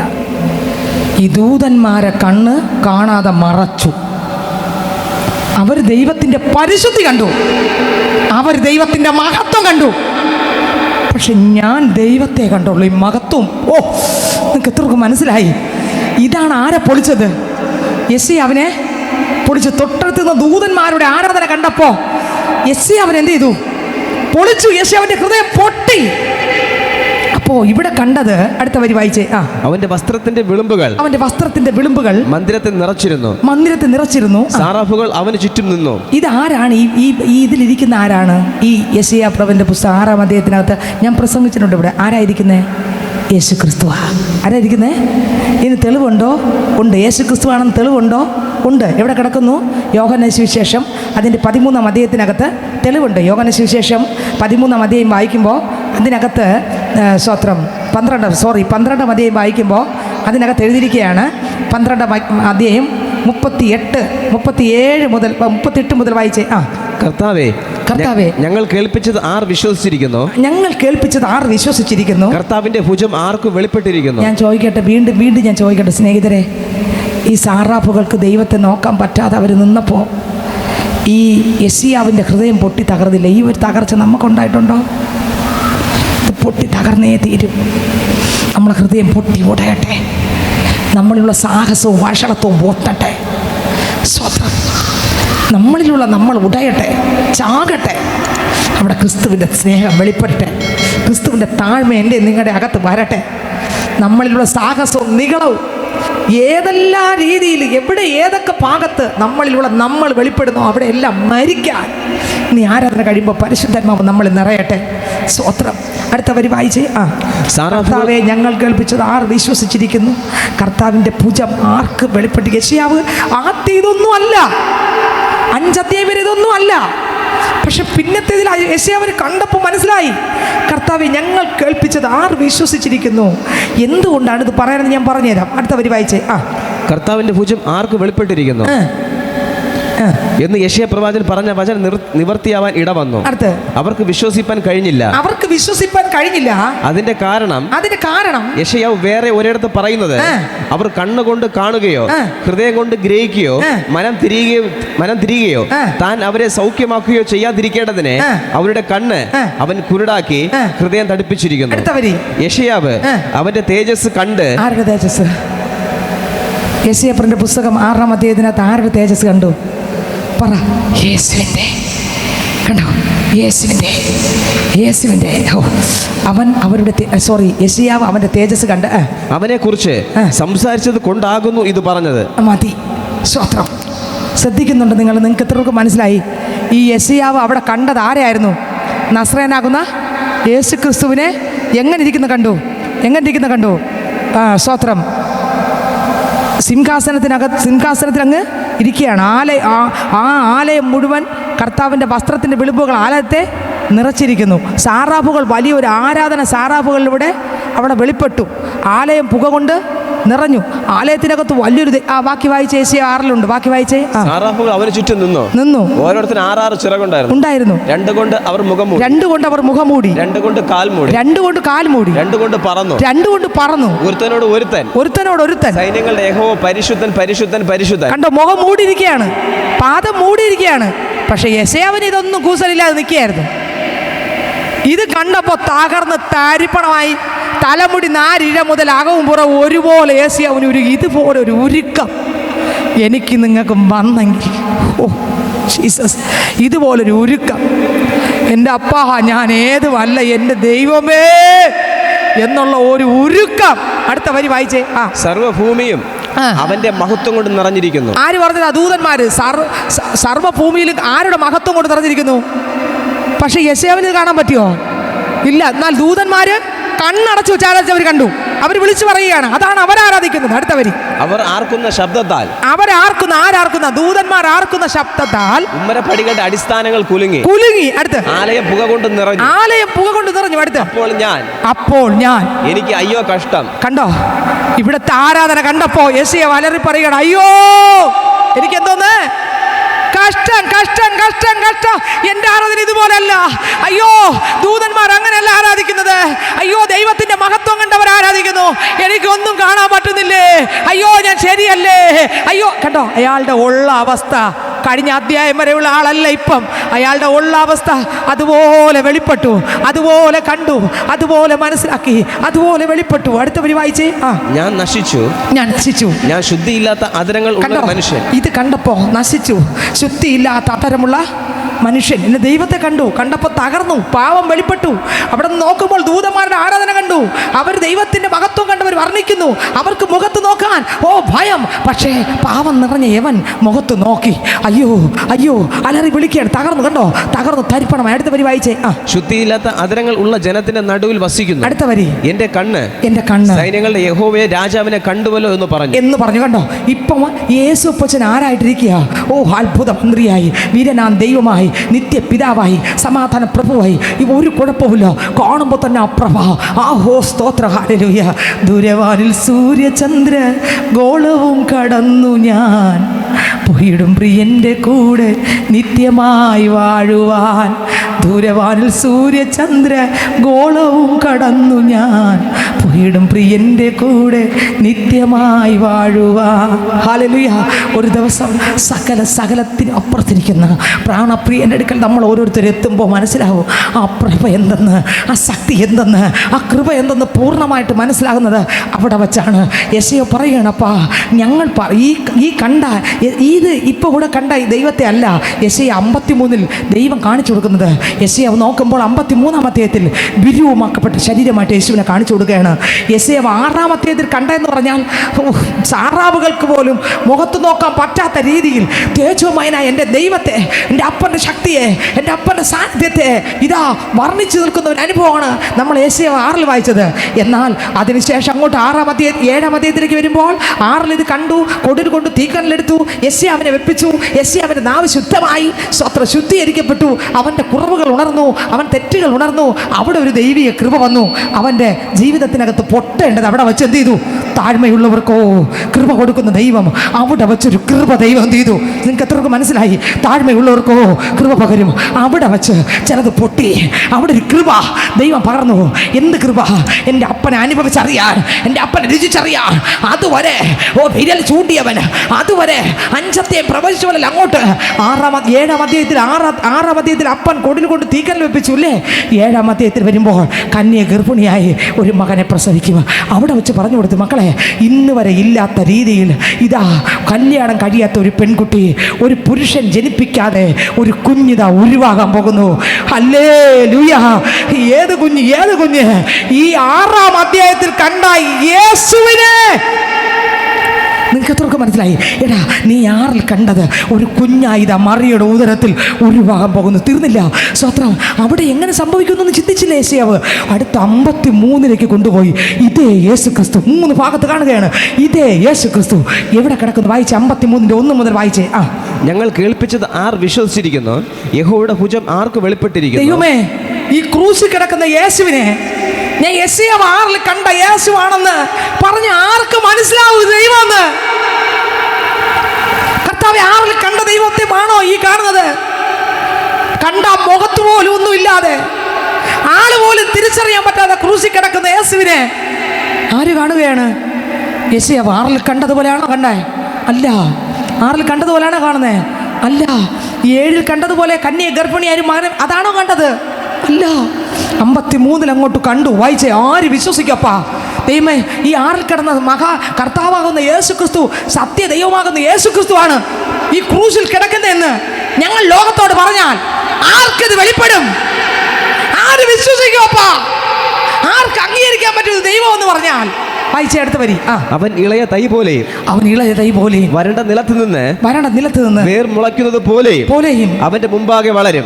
അടുത്ത് അവൻ രൂപഗുണമില്ല, കോമളത്വമില്ല, കണ്ടാൽ ആഗ്രഹിക്കത്തക്ക സൗന്ദര്യവുമില്ല. ഇത് ആരാ പറയുന്നത്? യെശയ്യാവ് കാണിച്ചു കൊടുത്തു. ദൈവം സൗന്ദര്യമൊന്നുമില്ല. ഈ 6-ാം അധ്യായത്തിൽ കണ്ട ഒന്നും ഇവിടെയില്ല. 53-ൽ ആർക്ക് വേണ്ടി? എനിക്ക് വേണ്ടി, നിങ്ങൾക്ക് വേണ്ടി. ഓ സ്തോത്രം. ഈ 6-ൽ ഇരുന്ന ആളല്ല ഇപ്പം 53-ൽ വിരൂപം. അടുത്ത വരി. അവൻ മനുഷ്യരാൽ നിന്ദിക്കപ്പെട്ടു. 6-ൽ ദൂതന്മാർക്ക് മുഖത്ത് നോക്കാൻ പറ്റുന്നില്ല. 6-ൽ യെശയ്യാവ് തകർന്നു. ദൂതൻ കൊടിൽ കൊണ്ട് തീക്കനലെടുത്ത് വായിൽ വെപ്പിച്ചു. സ്തോത്രം. ശുദ്ധി വന്നു. എന്നാൽ 53-ൽ മനുഷ്യനെ ആദരിക്കുന്നില്ല. വിരൂപമാക്കപ്പെട്ടു. അടുത്ത വരി. ത്യജിക്കപ്പെട്ടു. വ്യസനപാത്രമായും. രോഗം ശീലിച്ചവനായി ഇരുന്നിടത്ത് അവനെ കാണുന്നവർ മുഖം മറച്ചു കളയത്തക്കവണ്ണം. ഇതെല്ലാം കണ്ടതാരാ? പറ. നിങ്ങൾ ചിന്തിച്ചു നോക്കി. ഇതെല്ലാം കണ്ടത് ഒരാളാ. 6-ാം അധ്യായത്തിനകത്ത് ഇത്രയും തേജസ്സുള്ള ഒരു ദൈവത്തെ ആര് കണ്ടു? യെശയ്യാവ് കണ്ടു. അടുത്ത 7-ാം അധ്യായത്തിനകത്ത് ഈ ഇരിക്കുന്ന യേശുവിൻ്റെ ജനനം എങ്ങനെയെന്ന് നിങ്ങൾക്ക് മനസ്സിലായോ? സ്വത്രം. 7-ാം അധ്യായത്തിനകത്ത് വെളിപ്പെടുത്തി കൊടുത്ത ദൈവം 53-ൽ മാനവജാതിക്ക് വേണ്ടി ഇവൻ ആരാകുമെന്ന് അപ്പൊ പറയുന്നു, കർത്താവേ, കണ്ടാൽ കോമളത്വമില്ല, ഭംഗി ഭംഗിയില്ല. നിന്ദിക്കപ്പെട്ടും ത്യജിക്കപ്പെട്ടും വ്യസനപാത്രമായിട്ടും അർത്ഥനഗ്നനായി കിടക്കുന്ന ഇവൻ ദൈവം എന്ന് പറഞ്ഞാൽ ആര് വിശ്വസിക്കോപ്പാ? പക്ഷെ യെശയ്യാവ് കണ്ടു ഇതാ ദൈവമെന്ന്. നിങ്ങൾക്ക് എത്രക്കും മനസ്സിലായെന്ന് എനിക്ക് അറിഞ്ഞൂടെ ഈ വചനം? ഈ ദൈവം എൻ്റെ ദൈവം, ഈ താതൻ എൻ്റെ താതൻ, ഈ ദൈവം എൻ്റെ ദൈവം, ഈ താതൻ എൻ്റെ താതൻ. മാറില്ലവൻ എന്നെ മറക്കില്ലവൻ, മയങ്ങില്ലവൻ ഉറങ്ങില്ലവൻ. മാറില്ലവൻ എന്നെ മറക്കില്ലവൻ, മയങ്ങില്ലവൻ ഉറങ്ങില്ലവൻ. ഈ ദൈവം എൻ്റെ ദൈവം, ഈ താതൻ എൻ്റെ താതൻ, ഈ ദൈവം എൻ്റെ ദൈവം, ഈ താതൻ എൻ്റെ താതൻ. കരുതുന്നവൻ എന്നെ കാക്കുന്നവൻ, കരുണയുള്ളോൻ കൈവിടില്ലെന്നെ. കരുതുന്നവൻ എന്നെ കാക്കുന്നവൻ, കരുണയുള്ളോ കൈവിടില്ലെന്നെ. ഓ ഈ ദൈവം എൻ്റെ ദൈവം, ഈ താതൻ എൻ്റെ താതൻ, ഈ ദൈവം എൻ്റെ ദൈവം, ഈ താതൻ എൻ്റെ താതൻ, ഈ ദൈവം എൻ്റെ ദൈവം, ഈ താതൻ എൻ്റെ താതൻ. ചേർന്ന് പഠിക്കേ. മാറില്ലവൻ എന്നെ മറക്കില്ലവൻ, മയങ്ങില്ലവൻ ഉറങ്ങില്ലവൻ. മാറില്ലവൻ എന്നെ മറക്കില്ലവൻ, മയങ്ങില്ലവൻ ഉറങ്ങില്ലവൻ. ഈ ദൈവം എൻ്റെ ദൈവം, ഈ താതൻ എൻ്റെ താതൻ, ഈ ദൈവം എൻ്റെ ദൈവം, ഈ താതൻ എൻ്റെ താതൻ. കരുതുന്നവൻ എന്നെ കാക്കുന്നവൻ, കരുണയുള്ളോ കൈവിടില്ലെന്നെ.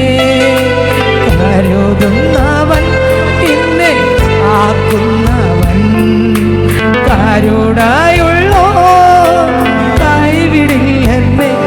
ഓ ഈ ദൈവം, ഈ താതൻ എൻ്റെ താതൻ, ഈ ദൈവം. ഓ കൃപ തകർന്നത് ആർക്ക് വേണ്ടി? നമുക്ക് വേണ്ടി.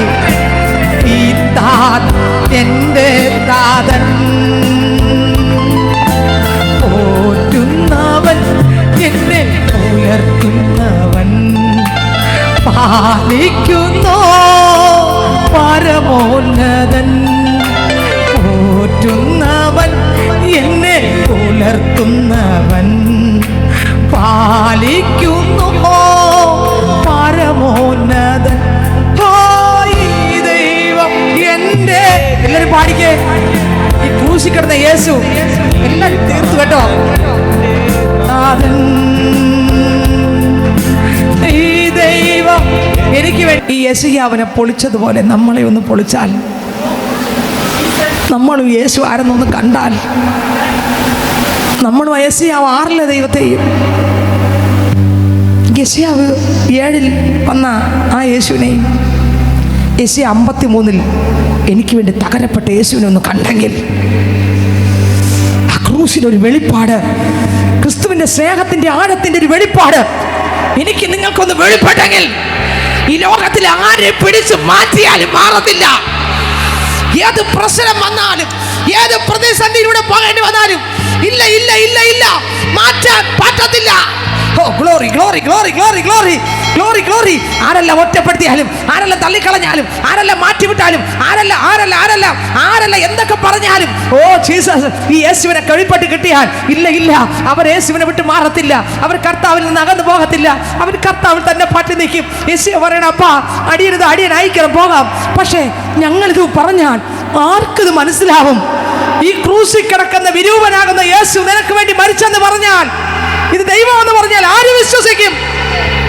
യേശു കണ്ടു, 53 യേശുവിനെ കണ്ടു. പൈതലെ, ഇന്ന് ഇതിനകത്തിരിക്കുന്ന പൈതലെ, 2000 വർഷങ്ങൾക്ക് മുമ്പ് നമ്മളിവിടെ ഇപ്പം ജനിക്കുമെന്ന്, ഇപ്പം ജീവിക്കുമെന്ന്, ഇത്ര വയസ്സാകുമെന്നൊക്കെ ദൈവത്തിന് അറിയാമായിരുന്നു. അതുകൊണ്ട് അന്നേ എല്ലാം തികച്ചു, തീർത്തു, നിവർത്തിയാക്കി. എൻ്റെ അപ്പൻ അടുത്ത വരി വായിച്ചേ, യേശു 53 അടുത്ത വരി വായിച്ചേ. അവനെ കാണുന്നവർ മുഖം മറച്ചു കളയത്തക്കവണ്ണം ആൾക്കാരെല്ലാം വരുമ്പോ അവരെ മുഖം എന്ത് ചെയ്യുന്നു? കാരണം ഇത് മനുഷ്യനെന്ന് പോലും കാണാൻ പറ്റുന്നില്ല. അല്ല, ദൈവത്തെ കണ്ടിട്ടല്ല മുഖം മറച്ചത്, സാറബുകൾ മുഖം മറച്ചതുപോലെ അല്ല. പിന്നെയോ പരിഹസിച്ച്, കളിയാക്കി, നിന്ദിച്ച്, ദൂഷിച്ച്, തള്ളി. കണ്ടോ? സ്തോത്രം. അവരൊക്കെ എന്ത് ചെയ്തു? ഒന്നുകൂടെ വായിച്ചേ ആ വരി. അവൻ മനുഷ്യനാൽ നിന്ദിക്കപ്പെട്ടും ത്യജിക്കപ്പെട്ടും വ്യസന പാത്രമായും രോഗം ശീലിച്ചവനായും ഇരുന്നു. കണ്ടോ? രോഗം ശീലിച്ചവനായി, വ്യസന പാത്രമായി, നിന്ദിക്കപ്പെട്ടും ഇരുന്നു. അടുത്ത്, അവനെ കാണുന്നവർ മുഖം മറച്ചു കളയത്തക്കവണ്ണം അവൻ നിന്ദിതനായിരുന്നു. യേശു നിന്ദിക്കപ്പെട്ടിരുന്നു. എന്തെങ്കിലും നിന്ദിക്കാനുള്ള പാപം ചെയ്തോ യേശു? യേശു എന്തെങ്കിലും നിന്ദിക്കപ്പെടുന്ന പാപം ചെയ്തിട്ടാണോ നിന്നേറ്റേ? പിന്നെ ആരുടെ നിന്ന? പറ, ആരുടെ നിന്ന് അവിടെ വീണു? എൻ്റെ നിങ്ങളുടെ നിന്ന് അങ്ങ് യേശു ഏറ്റെടുത്തു. അവിടെ കർത്താവ് നിന്ദിക്കപ്പെട്ടു.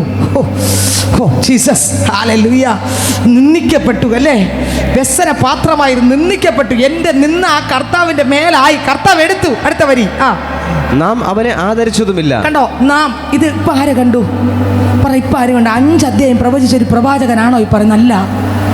പുതിയൊരു കൃപ പ്രാപിച്ച പ്രവാചകൻ, എൻ്റെ അപ്പനെ ഒന്ന് അടുത്തറിഞ്ഞ പ്രവാചകൻ, എൻ്റെ അപ്പനെ റിയലി ഒന്ന് ആസ്വദിച്ച കണ്ടോ?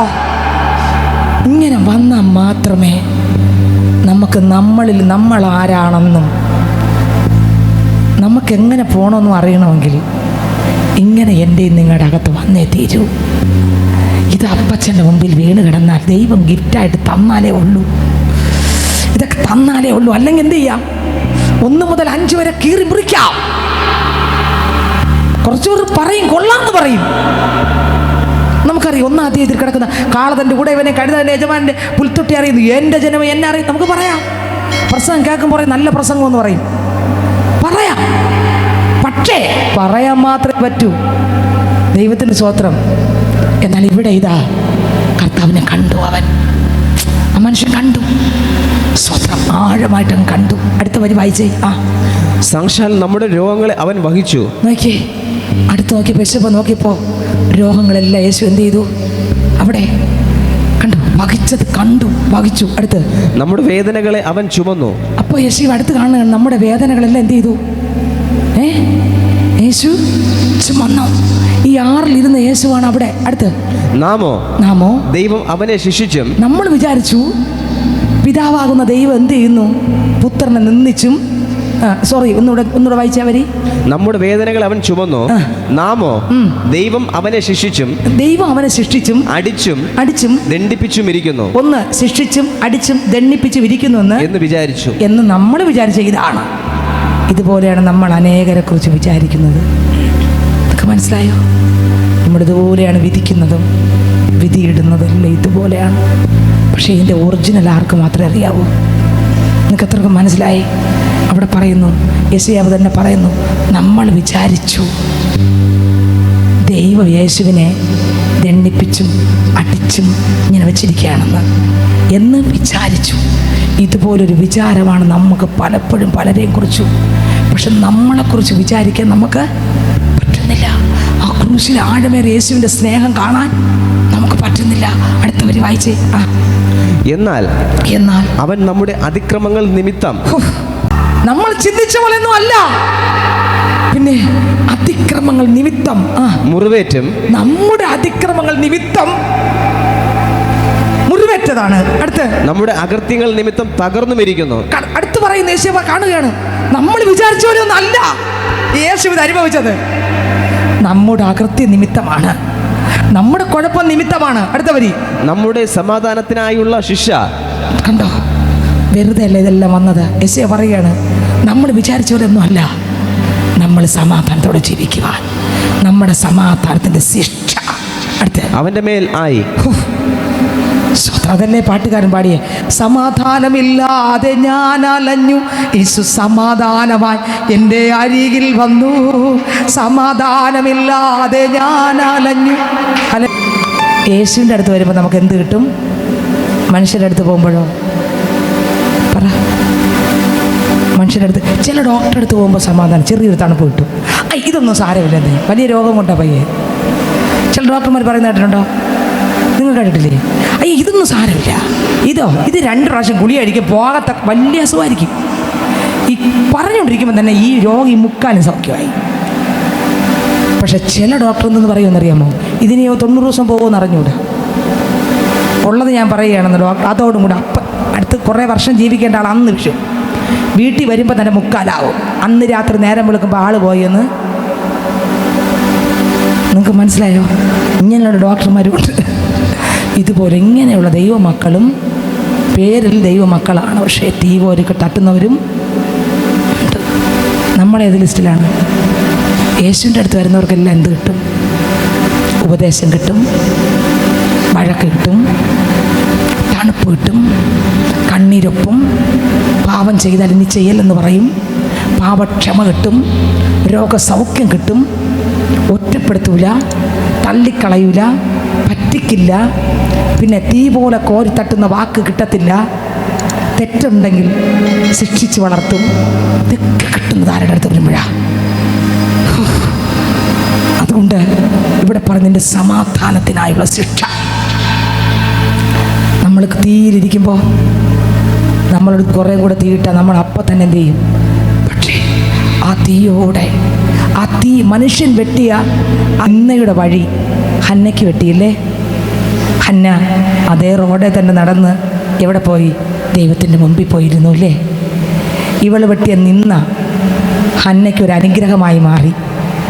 ഇവൾ വെട്ടിയത് നീ തലമുറയില്ലല്ലോ എന്ന് പറഞ്ഞ് നിന്നിച്ച് ദുഷിച്ച് ഭയങ്കര ഒരു വെട്ടിയ വേദന കൊണ്ട് ഹൃദയം പൊട്ടിയ സഹോദരി ഭക്ഷണം പോലും കഴിക്കാൻ പറ്റാതായി. അത്രമാത്രം വെട്ടി അവള്. ആര്? പെനിന. പക്ഷെ ഈ വെട്ടി അതേ റോഡിലൂടെ തന്നെ നടന്ന് ആരുടെ മുഖത്തേക്ക് നോക്കി? പള്ളിക്കകത്ത് നിന്ന് ഹന്ന ആരുടെ മുഖത്ത് നോക്കി? എൻ്റെ അപ്പൻ്റെ മുഖത്ത് നോക്കി. ഹൃദയത്തിലെ വേദന മുഴുവൻ അങ്ങോട്ടങ്ങ് പകർന്നു. ആ നിന്നയുടെ റോഡിൻ്റെ നടുവിൽ സ്വർഗത്തിലെ ദൈവം താണിറങ്ങി. പിറ്റേ വർഷമായപ്പോൾ ദാൻ മുതൽ ബെർശേബ വരെ പ്രവചിക്കുന്ന ഒരു പ്രവാചകനെ, പെനീനെ, നിന്റെ നിന്ന ഹന്നയ്ക്ക് അനുഗ്രഹമായി. അവൾ അപ്പനെ കാണാൻ കണ്ടോ വെട്ടിയ റോഡിലൂടെ പോയേ. ഇയ്യോബിന് ഒരുപാട് പേർ പഴിയുടെ ദുഷിയുടെ നീ ചെയ്ത പാപത്തിനാണോടാ നീ അനുഭവിക്കുന്നതെന്ന് പറഞ്ഞു ഒരുപാട് വെട്ടി. അല്ലായിരുന്നു അയാൾ ചെയ്ത പാപമായിരുന്നോ അയാൾക്ക് വന്നതെല്ലാം? പറ, അയാൾ വന്ന പാപമായിരുന്നോ? അയാളുടെ മക്കൾ മുഴുവൻ നഷ്ടപ്പെട്ടു, പാപമായിരുന്നോ? നമ്മളാണെങ്കിൽ എന്ത് പറയും? പറ. ചുമ്മാ അല്ല, ഇതൊക്കെ ചെയ്ത് കൂട്ടിയുകൊണ്ട് തന്നെ എല്ലാം പോയത്. ഇതല്ലേ പറയും. തീരെ കുറേ കൂടെ തീ കോരി ഇടും. പക്ഷെ ഇയ്യോബിന് അങ്ങനെ അല്ല പറ്റിയത്. എല്ലാവരും തീ ഇട്ടു. പക്ഷെ ഈ തീ വെട്ടിയ റോഡിലൂടെ ആര് പോയി? ഇയ്യോബ് പോയി. 42 അധ്യായം വായിക്കുമ്പോൾ അതിനകത്ത് പറയുന്നു, 1 ദൈവത്തിൻ്റെ കേൾവി മാത്രമേ കേട്ടു, 2 കണ്ടു. ഈ റോഡ് കൂട്ടുകാർ, ഭാര്യ വെട്ടിയ, കൂട്ടുകാർ വെട്ടിയ, സ്നേഹിതർ വെട്ടിയ, നാട്ടുകാർ വെട്ടിയ, സകലരും വെട്ടിയ റോഡിലൂടെ എല്ലാ നഷ്ടങ്ങളും ചുമന്നുകൊണ്ട് തന്നെത്താൻ ത്യജിച്ചുകൊണ്ട് ഇവൻ ചെന്ന് നീങ്ങിയപ്പോൾ എന്താ കണ്ട? അതുവരെ കാതിൽ കേൾക്കാൻ പറ്റും യേശുവിൻ്റെ ശബ്ദം. ഇപ്പോൾ കാതിൽ കേൾക്കുക മാത്രമല്ല, ഇപ്പം എൻ്റെ അപ്പൻ സംസാരിക്കുന്ന വായിലൂടെ ആ വായ കാണാൻ പറ്റും, അപ്പൻ്റെ മുഖം കാണാൻ പറ്റും, അപ്പനെ കാണാൻ പറ്റും. തീർന്നില്ല, കാണാൻ മാത്രമല്ല, പിന്നെയോ ഈ വെട്ടിയവർക്ക് വേണ്ടി ഇയ്യോബ് പ്രാർത്ഥിച്ചാലേ ആർക്ക് വിടുതലുള്ളൂ? പറ. റോഡ് വെട്ടിയില്ലേ? കർത്താവ് നിനക്കൊരു വിടുതൽ വേണമെങ്കിൽ നീയല്ലേ വെട്ടിയിട്ടത്? വെട്ടിയിട്ടത് നീയല്ലേ ഇവന് വെട്ടിയത്? പക്ഷെ അവൻ എന്നെ എന്ത് ചെയ്തില്ല. 42:1 മുതൽ ടക്കനെ വായിച്ചേ. അതിന് ഇയ്യോബ് യഹോവയോട് ഉത്തരം പറഞ്ഞത്, നിനക്ക് സകലവും കഴിയുമെന്നും നിന്റെ ഉദ്ദേശമൊന്നും അസാധ്യമല്ലെന്ന് ഞാൻ അറിയുന്നു. അറിവ് കൂടാതെ ആലോചനയെ മറിച്ചു കളയുന്ന ഒരു റോസിന്റെ ലേഖനത്തിൽ എന്താണ് ഞാൻ പറഞ്ഞു വന്നത്? നിഗളികളോട് ദൈവം എതിർത്ത് നിൽക്കും. ആര് നിഗളിച്ചു? ദൈവം എതിർത്ത് വെട്ടിയത് ആര്? എന്തുകൊണ്ട്? നിങ്ങൾ വിടരുത്. അതുകൊണ്ടാണ് ഇത് പറയുന്നത്. എന്തുകൊണ്ട്? ലൂസിഫറിനെ ദൈവം സൃഷ്ടിച്ചതാണ്. പക്ഷെ ലൂസിഫറിൻ്റെ ജീവിതത്തിനകത്ത് എന്ത് വന്നു? നിഗളം വന്നു, സാഹസം വന്നു. ദേവപർവ്വതത്തിൽ എന്ത് ചെയ്തു? തകർത്തു. അടുത്ത് സ്വത്രം അഗ്നിമയ രഥങ്ങളുടെ നടുവിലായിരുന്നു സഞ്ചരിച്ചത്. അവിടെ നിന്നും മാറ്റിയില്ലേ? സ്വത്രം. പിന്നെ ഹൃദയം നിറഞ്ഞെന്ത് വന്നു? പാപം വന്നു, നിഗളിച്ചു. അടുത്ത് ജ്ഞാനം നിമിത്തം എന്ത് വന്നു? വഷളത്വം വന്നു. കർത്താവ് അവിടെ എന്ത് ചെയ്തു? വെട്ടി താഴെയിട്ടു. സൗന്ദര്യ നിമിത്തം പ്രശ്നം, അവൻ്റെ സൗന്ദര്യ നിമിത്തം പ്രശ്നം വന്നു. നിഗളികളോട് ദൈവം എതിർത്ത് നിൽക്കും. താഴ്മയുള്ളവർക്കോ ദൈവം ആരെ കാണാൻ കൃപ തരും? യേശുപ്പനെ കാണാൻ. യേശുപ്പൻ ആരാണെന്ന് വെളിപ്പെടുത്തും. അപ്പോൾ 1 അധ്യായം മുതൽ 5 അധ്യായം വരെ പ്രവചിച്ച ഒരു പ്രവാചകനായിരുന്നു യെശയ്യാവ്. 5-ാം അധ്യായത്തിൽ വന്നപ്പോൾ ദൂതന്മാരുടെ ആരാധന യെശയ്യാവിനെ അതിൻ്റെ അപ്പുറത്ത് എൻ്റെ ദൈവം ഇരിക്കുന്നതും ആര് കണ്ടു? അവിടെ വച്ച് യെശയ്യാവിന് കൃപാവരം മാത്രമല്ല കിട്ടിയത്, വെളിപ്പെടേണ്ട കർത്താവിനെയും കൂടെ. ഞാൻ പറയുന്നത് മനസ്സിലാവുന്നുണ്ടോ? ഈ വചനം ഇറങ്ങി നമ്മൾ എന്ത് ചെയ്യും? വഞ്ചിക്കപ്പെടും. നമ്മൾ ആരാധിച്ച ശക്തിയൊക്കെ പ്രാപിച്ച് പോകും. പക്ഷെ ആരാ വെളിപ്പെടൂല? യേശുവിനെ വെളിപ്പെടൂല. ഇവിടെ ദൈവം ഒരു കൃപ കൊടുത്തു താണപ്പോൾ തൊട്ടപ്പുറത്ത് 7-ാം അധ്യായത്തിനകത്ത് കന്യ ഗർഭിണിയായി ഒരു മകനെ 53-ൽ ദൈവം നമുക്ക് വേണ്ടി യേശു അനുഭവിക്കുന്ന ത്യാഗവും നിന്ദിക്കപ്പെടുന്ന നിന്ദയും ആർക്ക് വെളിപ്പെട്ടു? യെശയ്യാവിനെ വെളിപ്പെട്ടു ഇല്ലേ? വെളിപ്പെട്ടു ഇല്ലേ? സ്വന്തം താഴ്മയുള്ളവർക്ക് ദൈവം കൃപ കൊടുക്കും. വചനം എന്ത് ചെയ്യണം? ശ്രദ്ധിക്കണം. വായിച്ച വചനം വായിച്ചേ. അതിന് ഇയ്യോബ് യഹോവയോട് ഉത്തരം പറഞ്ഞത് കണ്ടോ? അപ്പോൾ ഇവിടെ പറയാൻ വന്ന എന്താണ്? സ്വത്രം നിന്ന ഒരു അനുഗ്രഹമായി പെനീനയ്ക്ക് മാറി. ഇയ്യോബിന് നിന്നയുടെ റോഡ് അല്ലെങ്കിൽ പ്രതികൂലത്തിൻ്റെ പ്രശ്നത്തിൻ്റെ എവിടെ നിന്നാണ് വന്നത്? യെശയ്യാ 53-ൽ കർത്താവ് യെശയ്യാവ് കാണുകയാണ് സമാധാനത്തിനുള്ള ശിക്ഷ യേശുവിൻ്റെ മേലാകുന്ന. ആര് കണ്ടു? പറ, ആര് കണ്ടു? യെശയ്യാവ് കണ്ടു.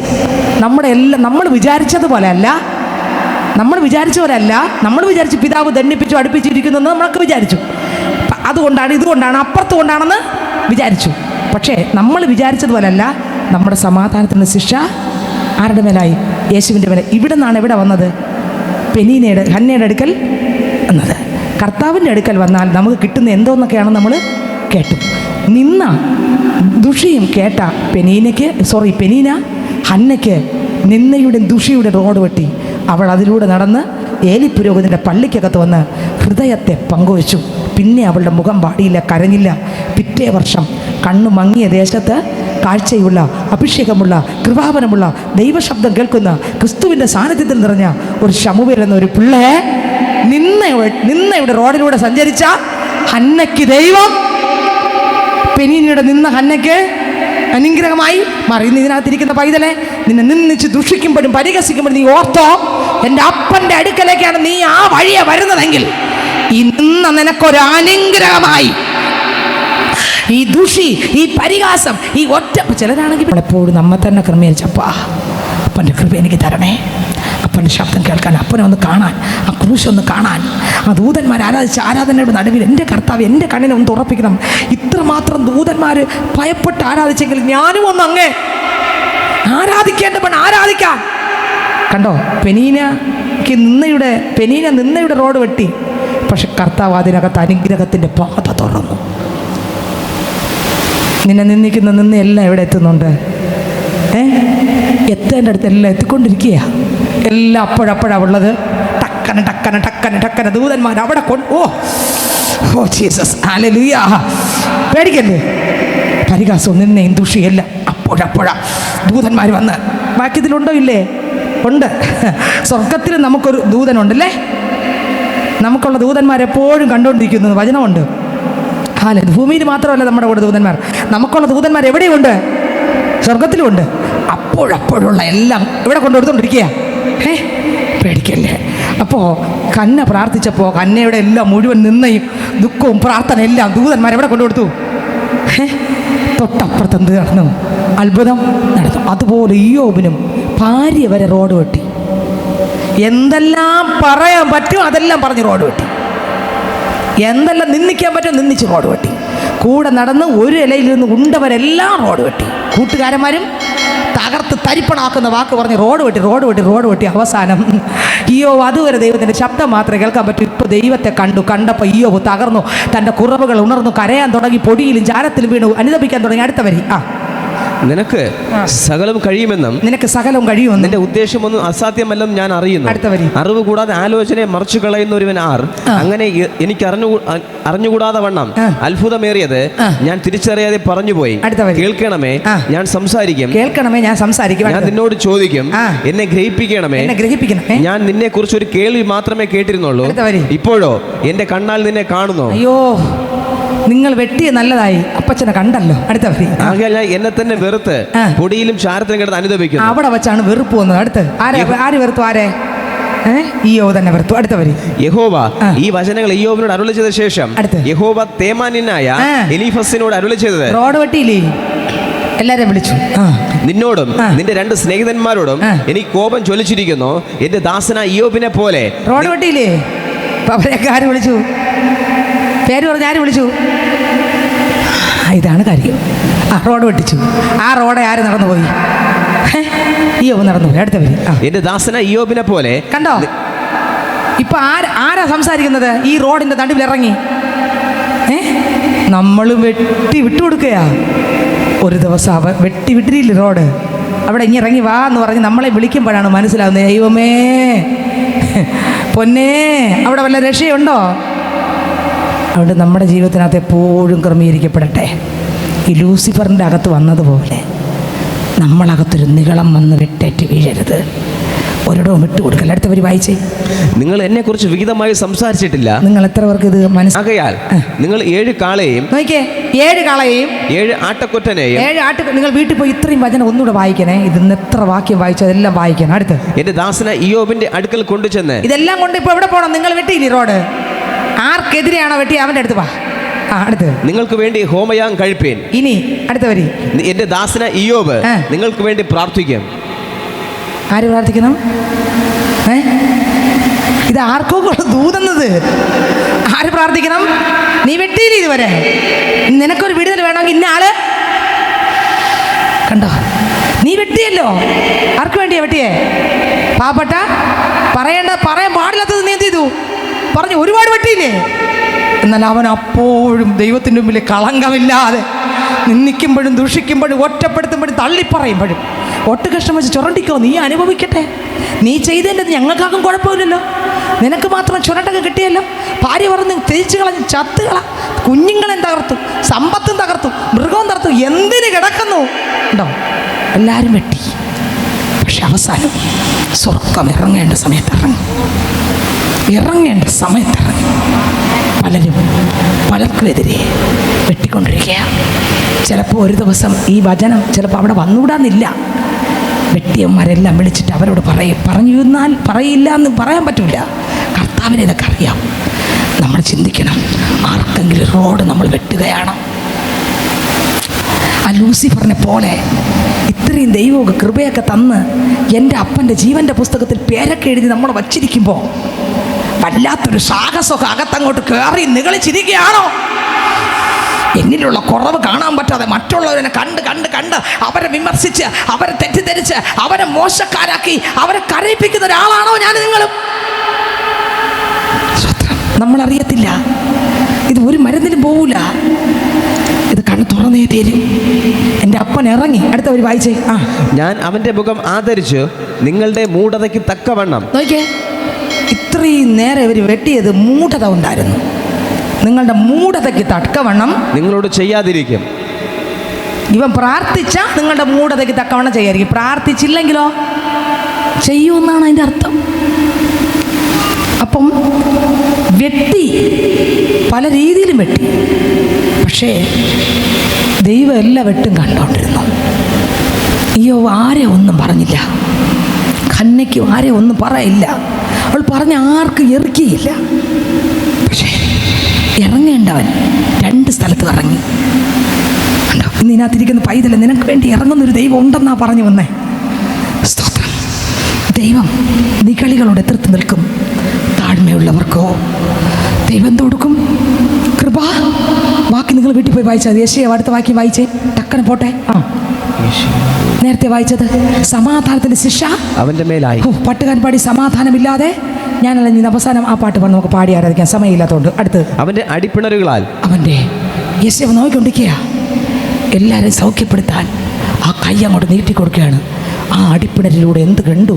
യെശയ്യാവ് സൗഖ്യം കണ്ടു. അടുത്ത് നാം എല്ലാവരും ആടുകളെ പോലെ തെറ്റിപ്പോയിരുന്നു. നോക്കിക്കേ, ആടുകളെ പോലെ തെറ്റിപ്പോയത് ആരെ കാണിച്ചു? ദൈവം യെശയ്യാവിനെ കാണിച്ചു. അടുത്ത് നാം ഓരോരുത്തരും താൻ തന്റെ വഴിക്ക് തിരിഞ്ഞിരുന്നു, നമ്മളെ ഇഷ്ടപ്പെട്ട വഴിയിലേക്ക് തിരിഞ്ഞിരുന്നു. അടുത്ത് എന്നാൽ യഹോവ നമ്മുടെ എല്ലാവരുടെയും അകൃത്യം അവന്റെ മേൽ ചുമത്തി. അകൃത്യം ആരുടെ മേൽ ചുമത്തി? യേശുവിന്റെ മേൽ. തന്നെ താൻ താഴ്ത്തി. ഈ താഴ്മാർക്ക് വരണം. ഇത് ഞാൻ എന്നെ താഴ്ത്തി എന്ന് പറഞ്ഞാൽ വരുമോ? താഴ്ത്തി എന്ന് പറഞ്ഞാൽ വരൂല. ഇത് കർത്താവിൻ്റെ ഒരു സ്വഭാവം. അതെൻ്റെ അകത്ത് അത് ആര് തരണം? ഇല്ല, നമ്മൾ എത്ര സൗമ്യതയോടെ സംസാരിക്കാതിരുന്നാലും താഴ്മയെന്ന് പറയാൻ പറ്റൂല. ചിലർക്ക് ജനിക്കുമ്പോഴേ മാന്യമായിട്ടുള്ള സംസാരം വരും. അന്ന് താഴ്മ കൊണ്ടല്ല. ചില അപ്പന്മാരും അമ്മമാരും നല്ല സൗമ്യമായിരിക്കും, അതുപോലെ ആയിരിക്കും മക്കളും. പക്ഷെ ക്രിസ്തു ഉദ്ദേശിക്കുന്ന സൗമ്യത ക്രിസ്തുവിൻ്റെ സ്വഭാവമാണ്. താഴ്മയും സൗമ്യതയൊക്കെ. ഹല്ലേലൂയ. അടുത്ത വരി. തന്നെ താൻ താഴ്ത്തി വായി തുറക്കാതിരുന്നിട്ട്. ഇതെല്ലാം ആര് കണ്ടോണ്ടിരിക്കുക? യെശയ്യാവ് കണ്ടോണ്ടിരിക്കുക. അടുത്ത വരി. അവൻ പീഡിപ്പിക്കപ്പെട്ടു. കൊല്ലുവാൻ കൊണ്ടുപോകുന്ന കുഞ്ഞാടിനെ പോലെ. എല്ലാരും കാണുകയാ. ഈ 6-ാം അധ്യായത്തിലിരുന്ന ആളാണിത്. ഇപ്പൊ എന്ത് ചെയ്യുന്നു? 7-ൽ കുഞ്ഞായി ജനിക്കുന്നു. ഇപ്പൊ എന്ത് ചെയ്യുന്നു? കൊല്ലാൻ കൊണ്ടുപോകുന്ന കോടികൾ ജനങ്ങൾ വിടുവിക്കപ്പെടുന്നു. പിശാചിന്റെ പ്രവൃത്തികളെല്ലാം കഴിയുന്നു. അടുത്ത വരി. രോമം കത്രിക്കുന്നവരുടെ മുമ്പാകെ നോക്കിയേ, മിണ്ടാതിരിക്കുന്ന ആടിനെ പോലെയും യേശുവിനെ കാണിച്ചു കൊടുക്കുകയാണ്. യേശു എങ്ങനെ ഇരിക്കുന്നു? മിണ്ടാതിരിക്കുന്നു. അടുത്ത വരി. അവൻ വായി തുറക്കാതിരുന്നു. അടുത്ത അവൻ പീഡനത്താലും ശിക്ഷാവിധിയാലും എടുക്കപ്പെട്ടു. ജീവനുള്ളവരുടെ ദേശത്ത് നിന്ന് മതി. എല്ലാ തലയും യേശു എടുത്തു എടുക്കപ്പെട്ടു. ഇന്ന് ഞാൻ ചോദിക്കട്ടെ പൈതലെ, താഴ്മ എന്ന് പറയുന്നത് കർത്താവിൻ്റെ സ്വഭാവമാണ്. 5 അധ്യായം പ്രവചിച്ചതുപോലെ അല്ല പ്രവചന വരവുണ്ടായിരുന്ന യെശയ്യാവിന് അടുത്തുള്ള പ്രവചനം. അങ്ങോട്ട് അപ്പനെ കണ്ടു. യേശു എൻ്റെ ജനനം കാണിച്ചു, യേശുവിൻ്റെ മരണം കാണിച്ചു, യേശു എങ്ങനെ കിടക്കുമെന്ന് കാണിച്ചു. യെശയ്യാവ് പറയുന്ന, അപ്പാ, ഈ 6-ാം അധ്യായത്തിൽ ഇരുന്നവനാണ് ഈ കുഞ്ഞായി ജനിച്ചതെന്നും ഭർത്താവില്ലാതെ ജനിച്ചതെന്നും ഈ യേശുവാണ് ദൈവമെന്നും ഞങ്ങൾ പറഞ്ഞാൽ ആർക്ക് വെളിപ്പെടും? ആർക്ക് മനസ്സിലാവൂത്?